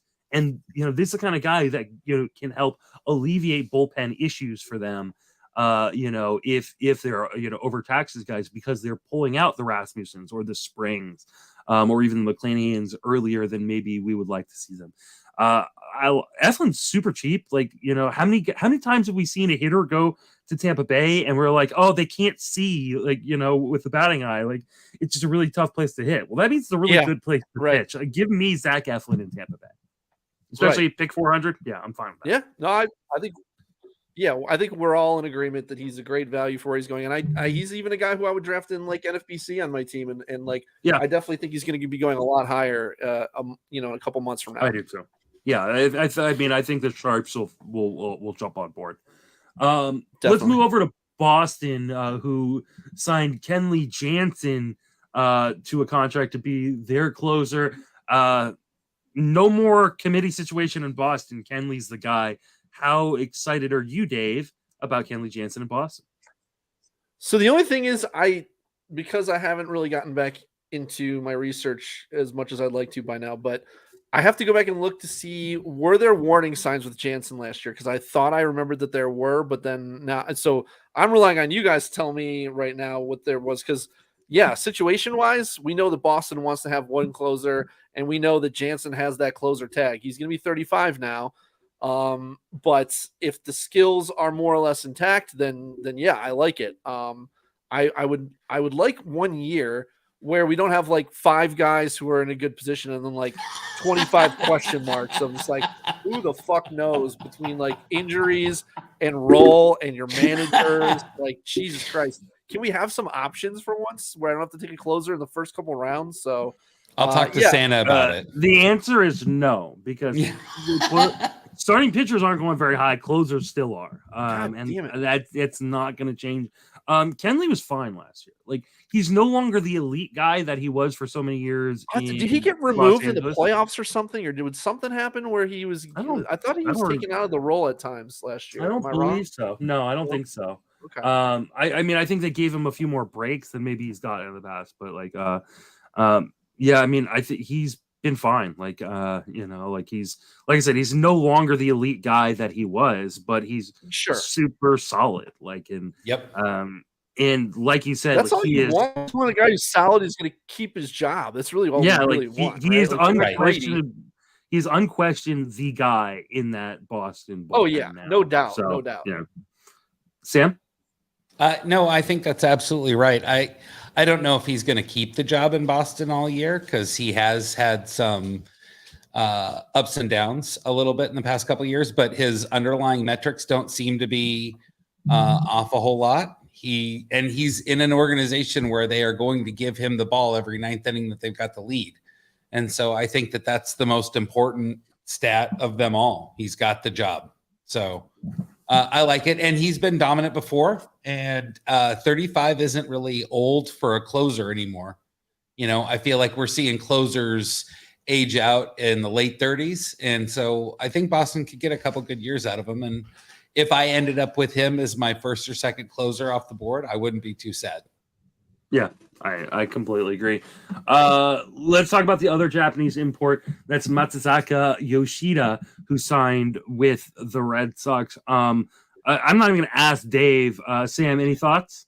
I was waiting for Dave. I knew he was going to provide something there. He's well, we love you and you're beautiful. He's a he's a contact hitter. He's got some pop, but not a lot. I think he's going to play like Luis Arias, Minnesota. I think we're going to see a high batting average, and I'm not sure about what he's going to do on the bases as far as steals, so I don't want to, make any statements about that. But I think we're looking at a high average and decent counting stats, at least a lot of runs. Yeah, he is very similar to his teammate, Alex Verdugo. We're talking teens home runs, maybe double digits stolen bases, high on base percentage. So he's going to score some runs because he's either going to be first or second in that Boston lineup. But the problem is, like, he's going really high already. Like, the day he was drafted, Mike Kurland, friend of the show, who was in a draft champions, and he said he went in the top 100. What? Yeah, that's the shiny toy. That's all about being the shiny toy. I'm not paying a top 100 price when I can get Alex Verdugo, who I just comped him to like 70, 80 picks later. Like, I'm just not going to. His ADP is like 340. So I don't know. That's because he just signed 2 or 3 days ago. Okay. So that just hasn't been updated. If he's going top 100, and I think he'll probably settle in like 125. It's still too high for me. I mean, he must have been a different league than draft champions, because in the last since the start of November, his high is 200. Well, I don't think the draft's ended yet, so it hasn't registered. Oh, okay. All right. So yeah. Well, like he literally signed 2 or 3 days ago, right? So I mean, gotcha. Again, I wouldn't know. Yeah. All right. Here's a signing that Dave may know something about. Carlos Santana, former Cleveland Guardian. He signs a 1-year deal to go to the Pittsburgh Pirates. Why? Who cares? I don't care. Yeah, I don't really care. Not him at all. And I really don't understand the move for him. I mean, he's just taking $6 million. Like, fine. What don't you understand about that? I think why would you want to go to Pittsburgh? They have a lot of the former like Indians front office guys in the Pittsburgh front office now, so maybe like just familiarity with him is why they signed him. I don't because who did they lose? They lost what? Josh. Oh wait, he was already in San not Diego. Josh. They lost him before. But who did they? Michael Chavez. No, Michael Chavez, Yoshi Tsugo. Yeah, maybe Tsugo. There's someone else though that they lost recently. It was Yu Chang. I think they lost. I don't know. They lost some corner infielders there. Ben Gamble, Colin Moran. Here they're free. Here are the free agents that they lost: Roberto Perez, Jake Marisnick, Manny Buñuelos, Ben Gamble, and Yoshi Tsugo. It's a massive talent leaving Pittsburgh. Yeah, they lost Yu Chang too. So I don't know. I don't know what they're doing. I mean, he's probably just like a backup plan until they can have someone else from the minors come up and hopefully take that job. But I mean, that what a waste of space for. I mean, just like such a trash lineup. Oh, it should be a lot better. You've got O'Neal Cruz, Brian Reynolds. They brought in Ji-Man Choi, which is why I really don't understand the Santana signing. That's right. That's what I was thinking of, that they brought in Ji-Man Choi. Yeah, they traded for Ji-Man Choi. Yeah, I have no idea what the fuck they're doing. So now you got Ji-Man Choi at first and Carlos Santana as your D. Like, I just don't get it. Like, I have no idea. There's zero upside there. It's a waste. Yeah, I don't understand it all. So all right, moving right along. Absolutely agree. Yeah, moving right along. Jock Peterson resigns or accepts the qualifying offer. The Giants don't need to talk about that. However, the Giants did sign another outfielder, and that's former Mariners legend Mitch Haniger. Mariners legend. You can't spell Haniger without HR. That's right. What are your thoughts on Haniger moving from Seattle to San Francisco there, Sam? I think that you guys signed a hell of an outfielder. This is a guy that works as hard as anybody else in the league at his craft and at being a good teammate, a good community member, all the intangible things. And he's going to hit the ball hard. When he gets his swing figured out, when he's got he gets through, I think, April in San Francisco, I really look for him having a real strong season. He's got a lot to prove. He's from the Bay Area, I believe. He's from California. He's excited to come back home. Like, I think it's one of those sneaky San Francisco signings that, like, people make a little bit of a deal during the offseason, but come this year, I think he's 30 home runs. I'm worried about his average. He's not going to steal you anything, but he's a power bat in that outfield, and I think he's going to do really well with them. Dave? Yeah, I'm a fan. I like him. I think everything that Sam said, I think he's a really solid power producer. I don't know what the let's see, for right-handed bats, home runs. I know that the Giants it's not nearly as bad as it is for lefties. Yeah. But he is a righty though, right? Yeah, he is. Yeah. So going from Seattle 99 home run park factor to Giants 77. So it's going to be a lot tougher to come by home runs there, but he seems like the kind of guy who doesn't really go. Yeah, he's going like 185. I think he's a solid producer. Like he's a guy who, when he's healthy, will be in there every day in the lineup. Yeah, I think he's just a solid power guy, and I think he has a little upside with the average too. I think if he can get his swing back in order. Yeah. Well, outfield is atrocious this year, so he looks pretty. Yeah, and I think a lot of it comes down to, like, how many games does he play? Like his biggest issue is staying on the field. Like if he can stay on the field, then I think he can be a very, very productive player. He's going to get quite the opportunity in San Francisco to play every day as long as he's healthy. Here's the one thing I will say: like the Giants have been really, really good at keeping guys healthy, outside of Brandon Belt. So I think there's a good opportunity for him. He's going around pick 180. I think it's a great buying opportunity right now on Mitch Haniger, a guy that I went back to the well on last year when I probably shouldn't have, but I'm going to go back to the well again on this year. Probably should. But I love Mitch Haniger. So moving on to the other guy that the Giants signed, Sean Manaea signed a couple nights ago.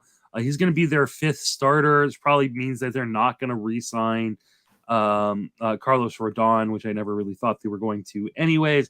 Thoughts on Sean Manaea going to San Francisco there, Dave?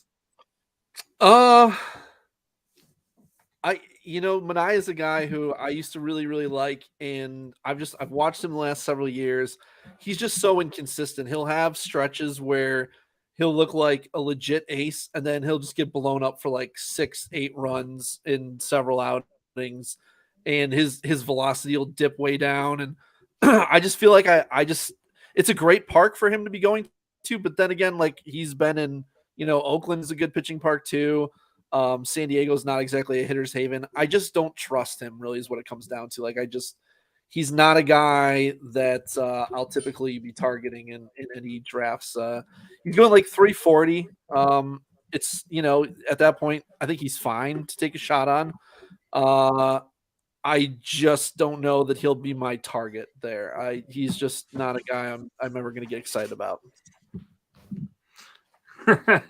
Someone in the chat saying, "Hey, he's better than Quintana." Yeah, he is. He is better. Yep. He is. I think he's got at least more upside than Quintana. He does. He does. Yeah, Manaea, like one of his biggest issues has been health. Even though he was healthy most of last year, he just sucked, especially towards the end of last season. He really just kept getting blown up start after start. But the Giants have done a really, really good job kind of with these reclamation projects and keeping guys healthy.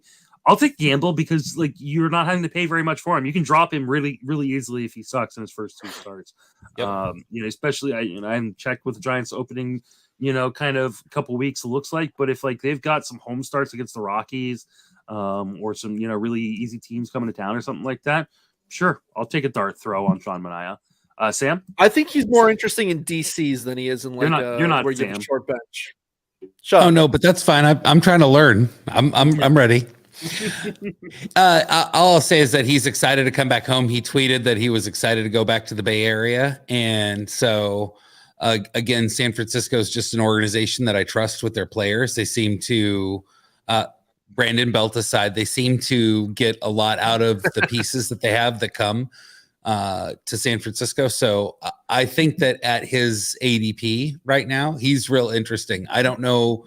I would need pitching. I would need to be looking for a starter at that range, but I could take a chance on him. And like you said, the cost is cheap enough that, by mid-April and April, I know if I'm going to drop him and I'm moving on to somebody else. So. Yeah, I think that's fine. Like I honestly, Dave just said like he kind of likes him in the DC. I think I'd prefer him in a league where I can drop him if he's, like he's not going to clog up my roster. Especially with his injury history. He's a guy who has had struggles at times, and staying on the mound. And I think his main issue last year was his inability to repeat his mechanics. But if the Giants have been a really good organization in terms of working with guys on their mechanics, keeping guys healthier. Yeah, so I like him in San Francisco. But I would prefer to have him on a team where I could drop him if he just looks like ass. Moving on to our next guy, we've got Mike Clevinger, another former Cleveland Guardian, leaving San Diego, going to the White Sox. Sam, what are your thoughts on Mike Clevinger?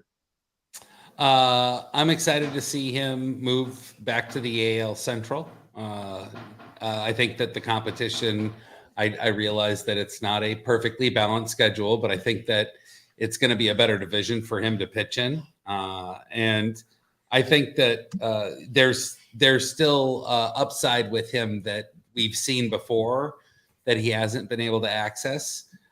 That being said, Chicago has a real hit and miss record with some of their pitchers. They've done really well with some of them, but then we have, Giolito had a really shitty year last year out of nowhere, and it didn't seem to be from anything. And I don't know if it's clubhouse, if it was TLR or other things going on there. So I'm not as excited. He's not necessarily a target of mine, but I like him, and I think that there's a real chance he could be an SP 2 or 3 for them this year. He could unlock something again. Dave. I'm not bullish on him. I don't have a lot of faith. I mean, he's coming off of, granted, last year he was coming off of not having pitched basically for 2 seasons, so I wasn't expecting a ton. I think it really just comes down to, velocity. Is he going to be, for him to be successful, he has to be at like 95, 96 on his fastball. And last year he was more in the 93, 94 range. So he's not going to be successful at that point. And oh boy, well, here's someone who can tell us even more. Yeah, what are we talking about? What's going on? We're talking about Mike Clevenger going to Chicago. Oh, okay. Yeah, that's a thing that happened. It did. I said he pretty much has to be at 95 to have any value at that. Like, hey, I agree with that. That's good. Well, it's not even just that though. The slider swing strike rate fell down tremendously. If I remember correctly, it's under 14% swing strike rate on it, and that's a big deal. Back when we liked him in the Guardians, it was slider and curveball, and when none of those are working, then he has to rely a lot on the fastball, and that's a worse pitch, as you were mentioning. It's just what's going on. And now Clevenger, though, is a tinkerer. We know this. We know he's got his whole thing. So it's not out of the realm of possibility that now that he's back from Taijuan, he's nice and comfortable now. Oh, look at me. I'm on my little homegrown mound. I feel great. I'm going to figure out my slider now. So that's possible. I don't know where he's going in these drafts. Was like 360 or something? Oh, no. Or 10? I don't know. If it's inside the top 300, I think there are better things to chase. Oh, he's 339. Yeah. Hey, look at me. Yeah. I got stuff in here. That's lower than I thought it was. It's great. I don't like the drop in velocity. I don't like the fact that he really turned into a fly ball pitcher last year. No, that's a good thing. Fly ball pitchers are good. Not when you're moving to a much worse park and you're giving up a lot more contact and you're giving up more hard contact. Like, those aren't good combinations. Okay. I mean, if you're generally better these days. When you're facing the Guardians, Royals, and Tigers offenses, so less than usual. Less than usual. Yes. More balanced schedule, not more balanced schedule. That's been the theme of today's show. Yes. Oh wow. I've been yelling at people for calling it a balanced schedule. Well, then I've made it a more balanced screen. Yes, you have. You have added symmetry. You've brought in better symmetry. The next guy we're talking about is Heimer Candelario. Nick, any thoughts on Heimer Candelario going to the Nationals? The Candyman can. That's what I say. No, the Nationals are going to be like that team that all the guys are going to get the opportunity. Specific. What can he do? Yeah, there it is. No, this is something I say a lot about fantasy football that I hate so much, is that if you think that the second wide receiver on this team is going to be great, it doesn't matter because he won't just won't get the ball thrown to him, or the game flow will go a different direction. In baseball, if you think Heimer Candelario is going to be great, he will get his opportunities and then he'll be great. Right. And that's a cool thing about these Nationals players, that you will find somebody who's sneaky value on this team. Is it going to be Candelario? Probably not, but at least he'll get a chance to, and that's something cool. I think Candelario is one of those guys. That's I got, Dave. All right. I don't know his swing strike rate off the top of my head. Okay. I think Candelario is the kind of guy in a draft champions I'm interested in, because he's gonna play every day. Like he's just gonna play. Like he's gonna be that guy in August when all your other third basemen are hurt, that you're like, hey, at least I still have Heimer Candelario. But like, is he gonna turn? Like, some people actually thought that Heimer Candelario is gonna be a real thing. And I think it's at this point we can finally admit he's never going to be a thing. He's just a guy. So he's just fetch. We just call those players fetch. Yeah, pretty much. Okay. Sam, any thoughts on Candelario? Well, I just like to think of Washington as the East Coast version of the Oakland A's. He's going to get a ton of run. He's going to get a ton of time to play. And I mean, we could see something fun like Nick said, but I'm not expecting it either. It's good to see you, Sam. By the way, I didn't really say that when I came in. It's good to see you. I still oh got yeah, the man, it's nice to see you. Thing. I gotta figure out where to put it. The sticker. Oh, the big dumper sticker. Yeah, I haven't decided yet. I'll figure it out. If you guys you got to go to First Pitch Arizona. You meet people like Sam is handing out big dumper stickers. You should get it tattooed on your neck. No, I was gonna say that. Okay. No. It was an idea. Yeah, that's a way to put it. Dave, any thoughts on Candelario? I think the biggest thing he has going for him is he's leaving Detroit. So I think Detroit suppresses hitters a lot. And I think, if you're like, okay, maybe he can have a little bit of that magic that he's shown in previous years where he hit like 300. But I think he's like a good DC pick. Like you said, like a good depth player. Like, hey, at least this guy's playing. He's a guy that I can throw in and get some stats. And you hope that maybe he can recapture a little bit of that magic, but he's not a guy that I'm interested in. Like, I don't think he has much upside to take in like a regular, like an NFBC short bench kind of league. Right. About Comerica quickly. First of all, I always confuse it with Comiskey, and I don't know if that's the White Sox or it's the Tigers. I got it. It's the Tigers. White Sox. Yeah. Well, no, don't do this to me. Comiskey is the White Sox. Yeah. Comerica is the Tigers. Okay, cool. Talking to someone really smart, much smarter than me in front offices and everything. Like, Nick, I got this crazy thing about Comerica. And you go, what? Well, look at all this plot of fly balls in Comerica that should be home runs. What are they? Oh, I said, well, they're flyouts. On what side? Right field. Yeah. The wind is insane in right field in Comerica. Guys who hit home runs to right field, like barely over the fence, don't. It turns into flyouts. It's kind of a wild thing. Yeah, maybe you're right. Does Candelario do that to right field? Does he have a lot of flyouts on the warning track in right field? Because that would be home runs elsewhere. It's something that, like, I don't know. Is this mentioned a lot? I don't care about hitter stuff. I don't listen to hitter podcasts. I've seen a lot of guys. I've seen a lot of an important thing there. Yeah. I mean, you saw it with Castellanos. You saw it with Baez. Like, they go to Detroit and their power dies. But it's the wind, Dave. It's that mysterious, elusive thing that you get scared of as a kid. And it's there in the right field of Comerica. They should have that as the mascot. Yeah. Windy, the right field. Wind. The right field wind. Yeah. Yeah. Right. That's it, really. The Windy City of Detroit. Yeah. My next podcast. Chris Bassett signed a long-term deal today to go to Toronto. Dave, any thoughts on Chris Bassett in Toronto? I mean, he's a solid pitcher, but I don't love the move to Toronto personally. I have to look into it more beyond that, but I just, the division, the park, but I don't know. I probably wasn't going to be a buyer anyways, because I feel like his price is probably going to be a little too inflated coming off of the year he's coming off of. Let's see, where's he going? He's going. I'd say the opposite. 160.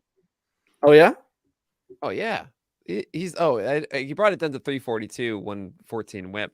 But there was a lot of the year that he was like a 375 pitcher. And Bassett's really good. Sinker has been an effective pitch for a long time. It's been kind of his moneymaker, always 34% CSW marks or so. Normally that's like mid-20 CSW stuff, like 26%. And then he improved his cutter and his slider the last 2 years to actually get more whiffs. Four-seamer is a late in the count whiff pitch thing, like a 15% swing strike rate. As he elevates it along, he's a well-balanced, I'm trying to talk in your 15-teamer language as best as I can, but he's an SP3 for you guys. And moving to Toronto, you're right, is probably worse. I'm trying to figure out BABIP-wise, like how much worse it should be. It's traditionally under 300, but it should probably add 30 points or something. I don't know. Yeah, Paul and I so maybe it's like a 119 whip or something. So I get it. Yeah, Paul and I talked about Bassett earlier today because he signed like as we were recording. Oh, that's nice. Yeah, it was actually really the trade happened like it's really kind of them to do that for you. MLB's been really good about waiting till right before our podcast to drop news this year. So it's been very nice to them. Maybe that's because we switched from Tuesdays to Mondays and that we're just getting the news on Mondays now. But yeah, my biggest concerns is I think the defense behind him is not as good Bichette really struggled defensively last year. They're playing on the turf, which his ground ball rate went up a fair amount last year. So I'm just a little worried that he's going to get some bad BABIP luck in Toronto. So I regressed him from, I think I had a starting pitcher 37 to about starting pitcher 42, which is still totally fine and usable. And I like Chris Bassett, but this will be the worst the worst team park that he's pitched in so far after pitching for the Mets and pitching for the A's. I expect a little bit of regression. So my question is Bassett or Senga? I'm going to finish my Senga projections tonight. I have them about the same spot. Depends on what you want. Right? Well, no, you go ahead. I'm sorry to interrupt you. I don't know. I think you're right. And I think what you're about to say is I think Senga has better upside. Bassett has a safer floor because we know what Bassett is. So I think that if you're shooting for a little bit more upside, you can get that with potentially with Senga. I think Bassett's probably kind of ceiling's a little bit capped, but a little bit safer floor because we know what he is at the major league level. Chris Bassett or Jordan Montgomery? Montgomery all day. Montgomery. Guys, what are you doing? I love. They're going to the same point. Why wouldn't I? He's a ground ball pitcher in a fantastic park to pitch in with the best infield defense in baseball. Yeah, I know. Steven Matz worked out great last year, but we're talking about Jordan Montgomery. And Jordan Montgomery actually worked out. Jordan Montgomery was fantastic when he went over. Yeah, come on, Nick. What are you talking Help me out. No, okay, quick and Matt's not hurt. Like you can't. Okay, with Senga, my understanding is that he's like a mid-90s fastball guy with a splitter. And slider is not really like a major thing. It's more about fastball splitter. You telling me this guy's a 2-pitch pitcher with his second pitch being a splitter? You guys know how I feel about this one. Splitter is inconsistent. Number 2. I understand the upside of it, but I would much rather have Bassett. I mean, if you really are chasing something like I need to hit gold somewhere, then okay, maybe Senga, but like, no, I think Bassett's better. I understand completely team difference between the Cardinals and Toronto for Montgomery. Bassett's done this. Like, this is who he is for years now. He's figured this out. He has not had a season of a 120 whip since 2018 was the last time he did it. He has not had an ERA over 4. It's been under 385. He does this with his sinker. It's one of the more underrated sinkers in baseball. And I think Jordan Montgomery is still figuring things out. The sinker goes in and out game by game. He does not get the strikeout. He doesn't put away guys with changeups and curveballs. Very inefficient with them. Four-seamer, he tried to do more with the Cardinals. It was kind of working for a moment. Everyone freaks out about that August. Oh my God, Yankees lost the trade. Everyone forgets that he kind of blew up a bit in September. And they also stopped throwing the four-seamer as much. It wasn't as good anymore. Montgomery is still a work in progress, while Bassett's done. And I will take the done guy that I'm not going to drop from my team the entire year. Than Montgomery. I understand the thought process of the situation. I don't think that Bassett's going to go in there and just be a bad pitcher now. Like, no, I don't think I think he's going to be really productive. And you want to talk about a 3.7, 360 hooray in Toronto, as opposed to 3.42 or something? Fine. But you're going to get a lot. You're going to know what you have the entire year with Bassett. You won't know that with Jordan Montgomery. I'll take that in those 15 teamers. All right. Disagree, but I love you still, though. I love you so much, Justin. A little bit less now, though. That's okay. Just because I love you so much, we're going to talk about a few hitters now. Yes! Finally. Teoscar Hernandez was traded earlier this offseason. We're finally getting to the Mariners for Sam. I accidentally put them all at the bottom of the sheet. So Teoscar Hernandez was traded to the Mariners from the Blue Jays. Sam, how excited are you for Teoscar in Seattle? Well, the last time we saw Teoscar Hernandez on a field, he was absolutely crushing Mariner pitching in that game that we came back in. I really like him. I think he's a really solid outfielder. I don't think that I think he's got a high floor. I like his motor. He's a player that has to be aggressive. He doesn't walk a lot, and he does have some swing and miss to his game, but I think he's wired that way. I think he needs to be aggressive to be successful, and I think he's going to slot into the middle of the lineup of Seattle this year. And you go to his Baseball Savant, his Statcast page, and it shows that he would hit more home runs with Seattle than he hit with Toronto, moving to that park. And I just think that he's going to be in a contract year.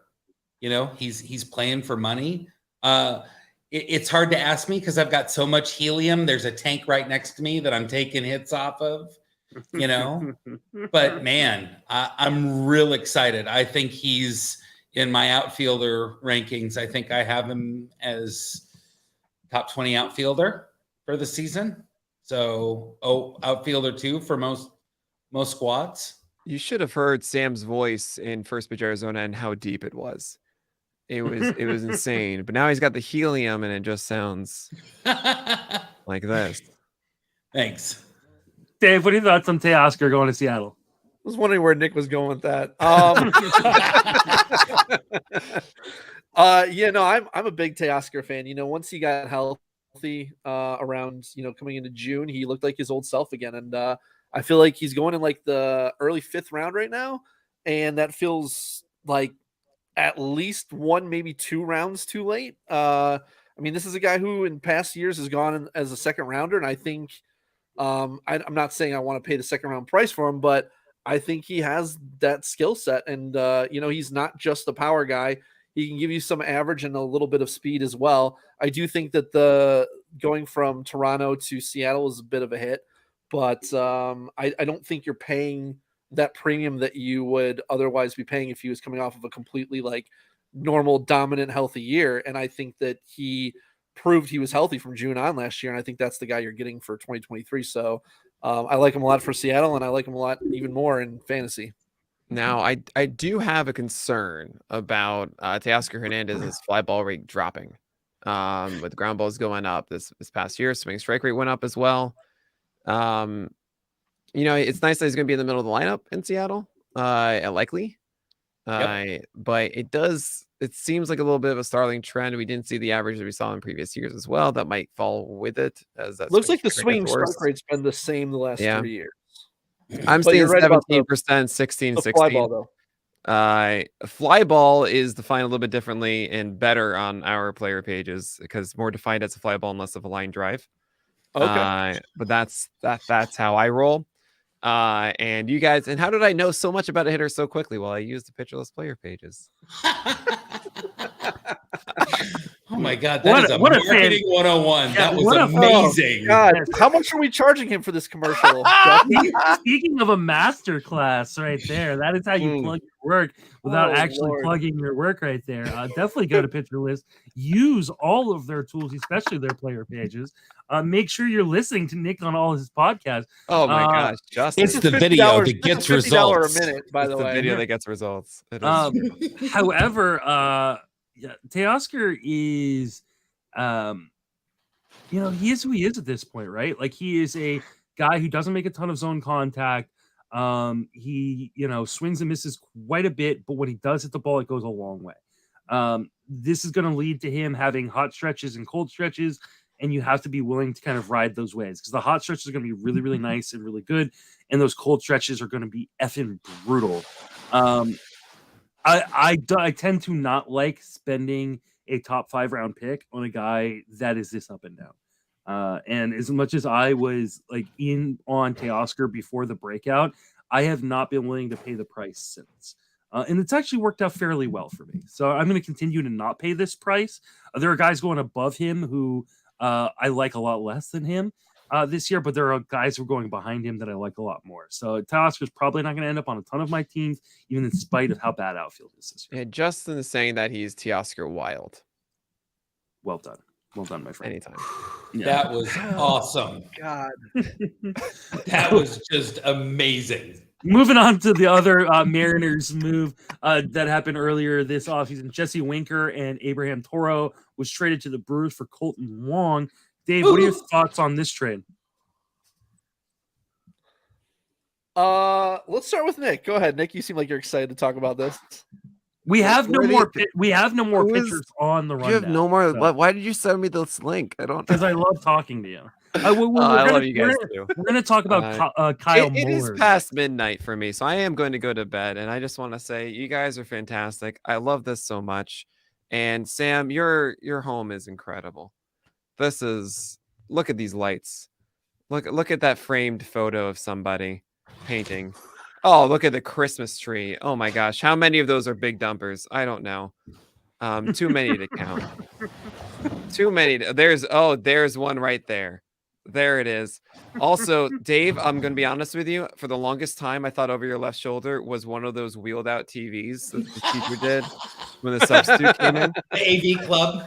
It took me a long time to realize that was just a shelf of some kind. I'm just glad that Dave's camera is actually working properly. Usually we get a weird split screen for Dave, and first podcast back in month, and his camera started working. That's right. It was like shifted over. Nick told me he was sending me a new webcam, so I'm still waiting on that. I don't have it anymore. It's in the mail. But you didn't give me your address, so I just guessed.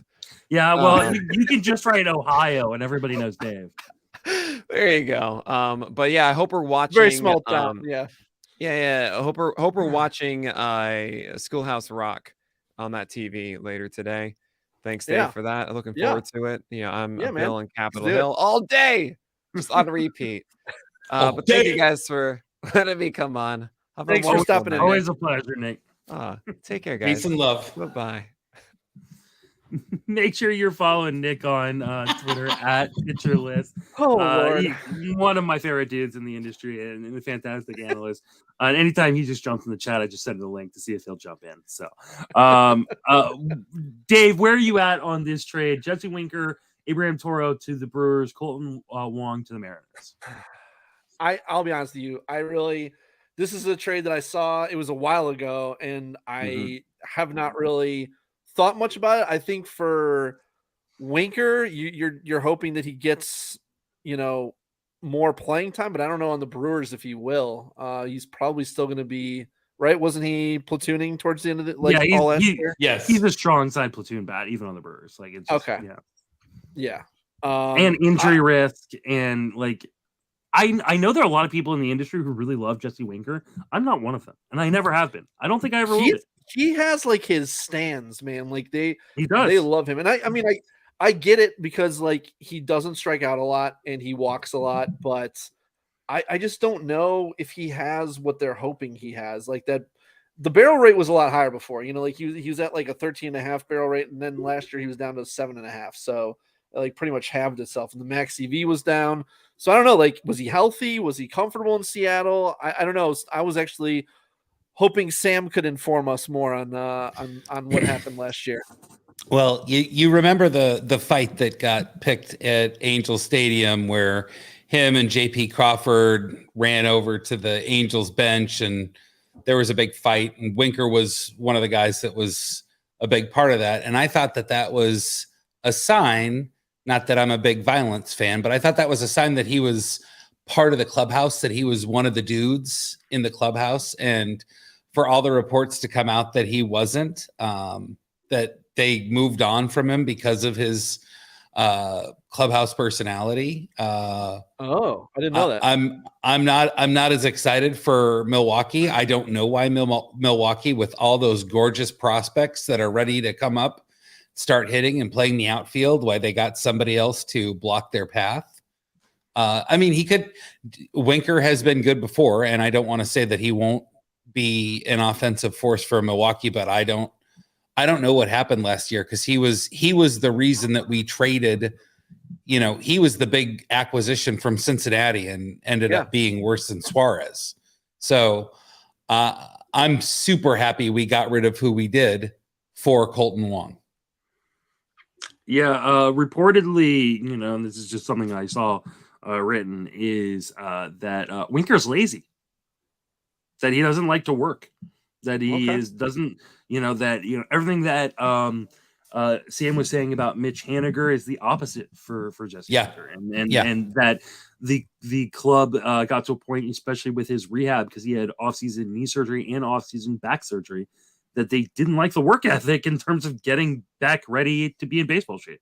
Right. And so they traded him and Toro away to get Colton Wong. Quickly. I think Colton Wong is a fantastic addition to this team. It's going to be really great for that pitching staff. You've got two defensive wizards now up the middle in Wong and JP Crawford. There's also talk that they've been potentially in on Correa and in on Swanson as well. So they could even add even more strength up the middle.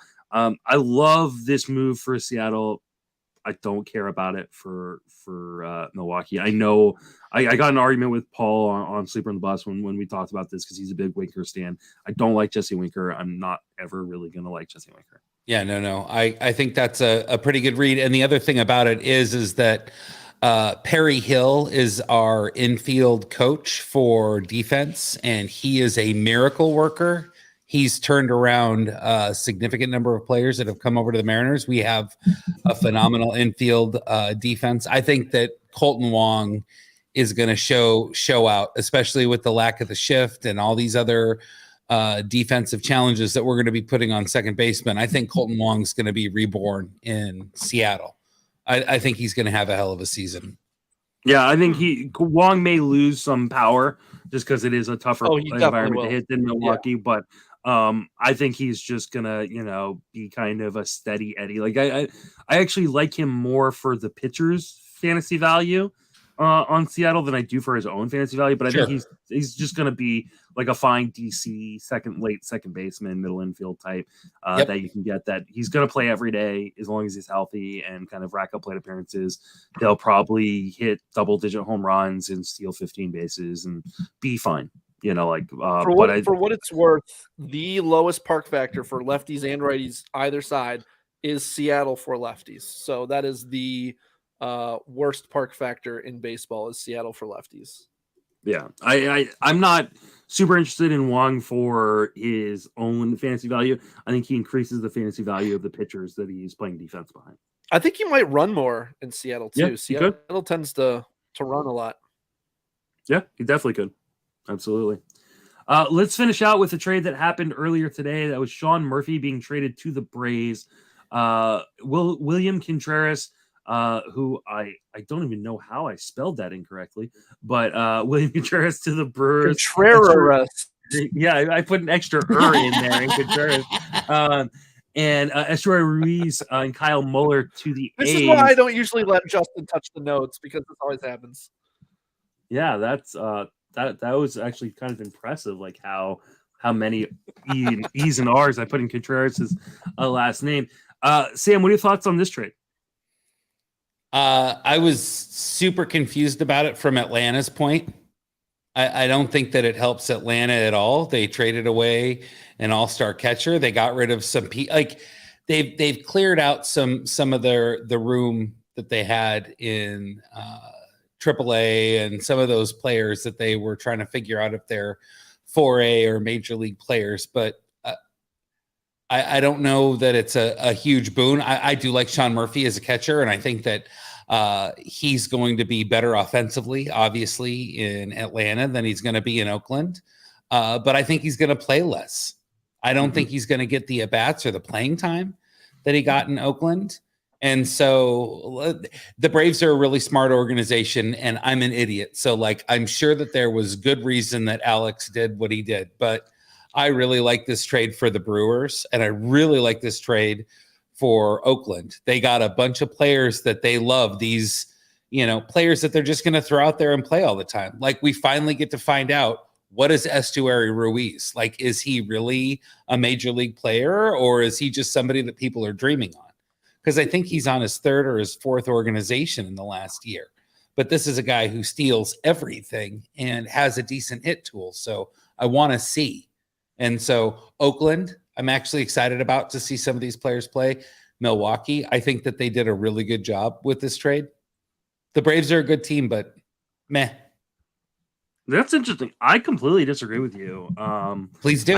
I think the Braves did great on this. Like they upgrade. Yes, William Contreras is an interesting catching prospect, but Sean Murphy is a much better defender and just a better hitter than William Contreras. And they get him for nothing. Like nothing. Like, I mean, they gave up William Contreras, but like that's it. Like Kyle Muller is just a dude. Like I think the Braves did great in this deal. I think Milwaukee did amazing in this deal because they get William Contreras without having to give up pretty much anything. Right. And then I think Oakland just absolutely shit the bed on this. They had a top 5 catcher in baseball, and with 3 years of control, and they traded away for nothing, potentially a quad A player. They just traded away their best, and a couple arms that, maybe major league ready, but aren't super impactful. Like this is an awful trade for Oakland. So let me say this about Oakland is that I think Oakland's a terrible team.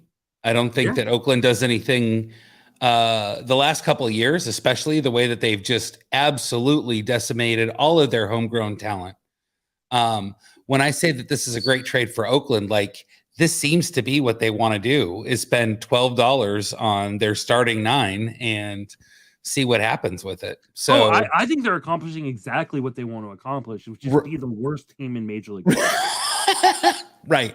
No, I absolutely. That's interesting about Murphy. I don't know if Murphy's a big upgrade over Contreras, but if you say so, I will listen to you. Especially defensively. And I think offensively, I do agree though, like from a fantasy perspective, like this isn't a huge like boost for Sean Murphy because he led all of catchers in baseball with 619 plate appearances last year. There's no way he's coming close to that. He's not even touching 400, I bet you.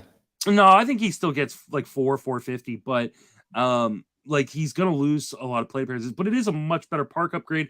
It's a much better team around him. Question is, where does he hit in this lineup? He was able to hit second and third a lot of the time in Oakland. Probably not going to be hitting second or third. He, right now, Roster Resource has him pegged for 4th. I don't even know if I buy that, to be quite honest. So, and they also have issues with like Marcell Ozuna should not be playing the outfield. Like he's probably going to DH more often, which takes away some of those extra DH opportunities for Sean Murphy. Dave, what are your thoughts on Murphy going to Atlanta? Yeah, I mean, I haven't looked into the prospects in this deal at all, so I don't know what Oakland's None getting. of them are that. My original thought was that I thought they did. Okay, I don't know. I mean, my original thought was in agreement with Sam. I thought Oakland did pretty well. I don't know. I guess like I don't know catcher defense super well. So apparently Sean Murphy's like an elite defender. I guess like because like offensively he's solid. He's fine. He's 20 home runs, 240, 250 average, maybe, it's fine. But like they were asking the Guardians, my team, for our top 3 prospects at the trade deadline. They wanted Daniel Espino, who I wouldn't trade straight up for Sean Murphy. And then in addition, George Valera and Gavin Williams. And the Guardians were like, no. But they didn't get that kind of return now. So I don't know what they were asking from us at this point, because I know that we were very much still interested in Sean Murphy. So. Apparently they were asking for 2 or 3 of the top 5 prospects in a lot of organizations. I don't know, because none of these guys were considered top 5 or even like top 7 or 8 prospects in their systems. Like this is it's a mind-boggling bad trade. And like Estevez Ruiz from fantasy perspective, like is really interesting, right? Because like Sam said, he can steal anything, right? Is he just not a good player like in real life though, or what? I think he's more of like a super utility guy. Jorge Mateo. I don't really know. Yeah, of course we don't know. Like he's only had like 20 at bats at major league level. Like, but I mean, he profiles as a guy who's probably a super utility guy. Yeah, with speed. I mean, Jorge Mateo. Yeah. So. All right, if that's all he is, then yeah, it's a bad trade. I thought Ruiz and Muller was a decent return, but I don't know. Muller's had some control issues. Well, they're those players that are those 4A major league players. Are they always going to be just not good enough to be in the majors? And that's the kind of prospects they are. Neither of them are slam dunks. And it's fantastic for them to go to Oakland because they're not technically in the majors, but they are. Right. Yeah, I mean, they're going to get the playing time. Spot. That's for damn sure. Yeah. Yeah. I don't know. Right. I just I don't know what they're doing. I don't know. I know that the Guardians were very much interested, but if they were insisting on getting like Espino from us, that's crazy because Espino could be like a top 5 starter in Major League Baseball. Like he's that elite of a prospect.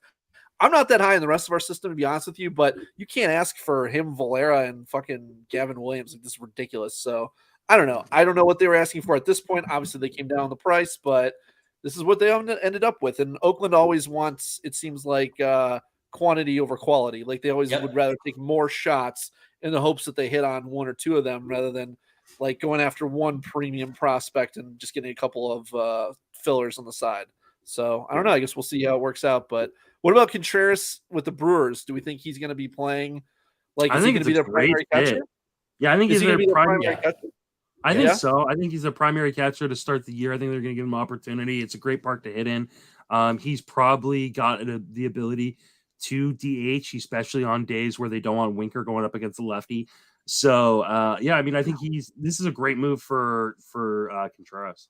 Personally. Okay. That was my first thought, was that he looked like the big winner in the trade to me. I think that I think Murphy is not going to get as many at bats like Sam said. I mean, the A's were playing Murphy every single day last year. When he wasn't catching, he was playing. I don't remember if it was DH or first base. But yeah, he was DH. always, he was always at the top of the lineup. That ain't happening. Top of the lineup. Right. Yeah. Right. Yeah, he was hitting third. So he's gonna lose. He's gonna lose plate appearances, but the park factor change and the lineup around him will offset that. Like I think this is a lateral move in terms of fantasy dollars. So I have a tough time with that. I think he loses at least a plate appearance a game, if not more. So potentially, we'll see. Yeah, we'll see. All right, that is going to wrap us up for this episode. Sam, thank you so much for joining us. It was so much fun, guys. Loved having you on, Sam. Thanks a lot. Oh my God, we're going to have to do it again at some point. Pretty please. Absolutely. Why don't you remind people where you can reach on social media and plug all that you do? Okay, well, right here is Sam FBB1. That's how you can interact with me on Twitter. I host my own podcast, Peace Love Baseball, and I do some podcasting with the Dynasty Guru for dynasty divorces and just writing about prospects. I love talking baseball, so feel free to send me a DM, hit me up on Twitter, whatever you need. There you go. Dave, remind people where you can be reached and what are you working on? At RunDMCD on Twitter. And I guess I have to talk to you after this to find out what I'm working on, because apparently you're telling everybody but me what's going on with FWFB. So no updates from Jake on High Stakes Heat. So shockingly. Nothing else to update really right now. I'm just kind of getting back into it now that fantasy football is starting to wind down a bit, and the forecaster is out, and I'm starting to do some research. So doing these shows definitely helps me get back into the swing of things. Well, we're going to give you plenty to do here in the off season. You can reach me on Twitter at Mason FWFB. Email me or the show, friendsfantasybenefits@gmail.com. I'm writing daily over at Fangraphs, recording the Sleeper and the Bust 3 times a week. I'm going to recording with Dave weekly, and then we got some big stuff coming up in January, which we'll plug a little bit more as we get closer and as I inform Dave about what's going on. So that would be nice. With that, for Sam, Dave, and myself, thank you for listening. Have a fantastic baseball offseason.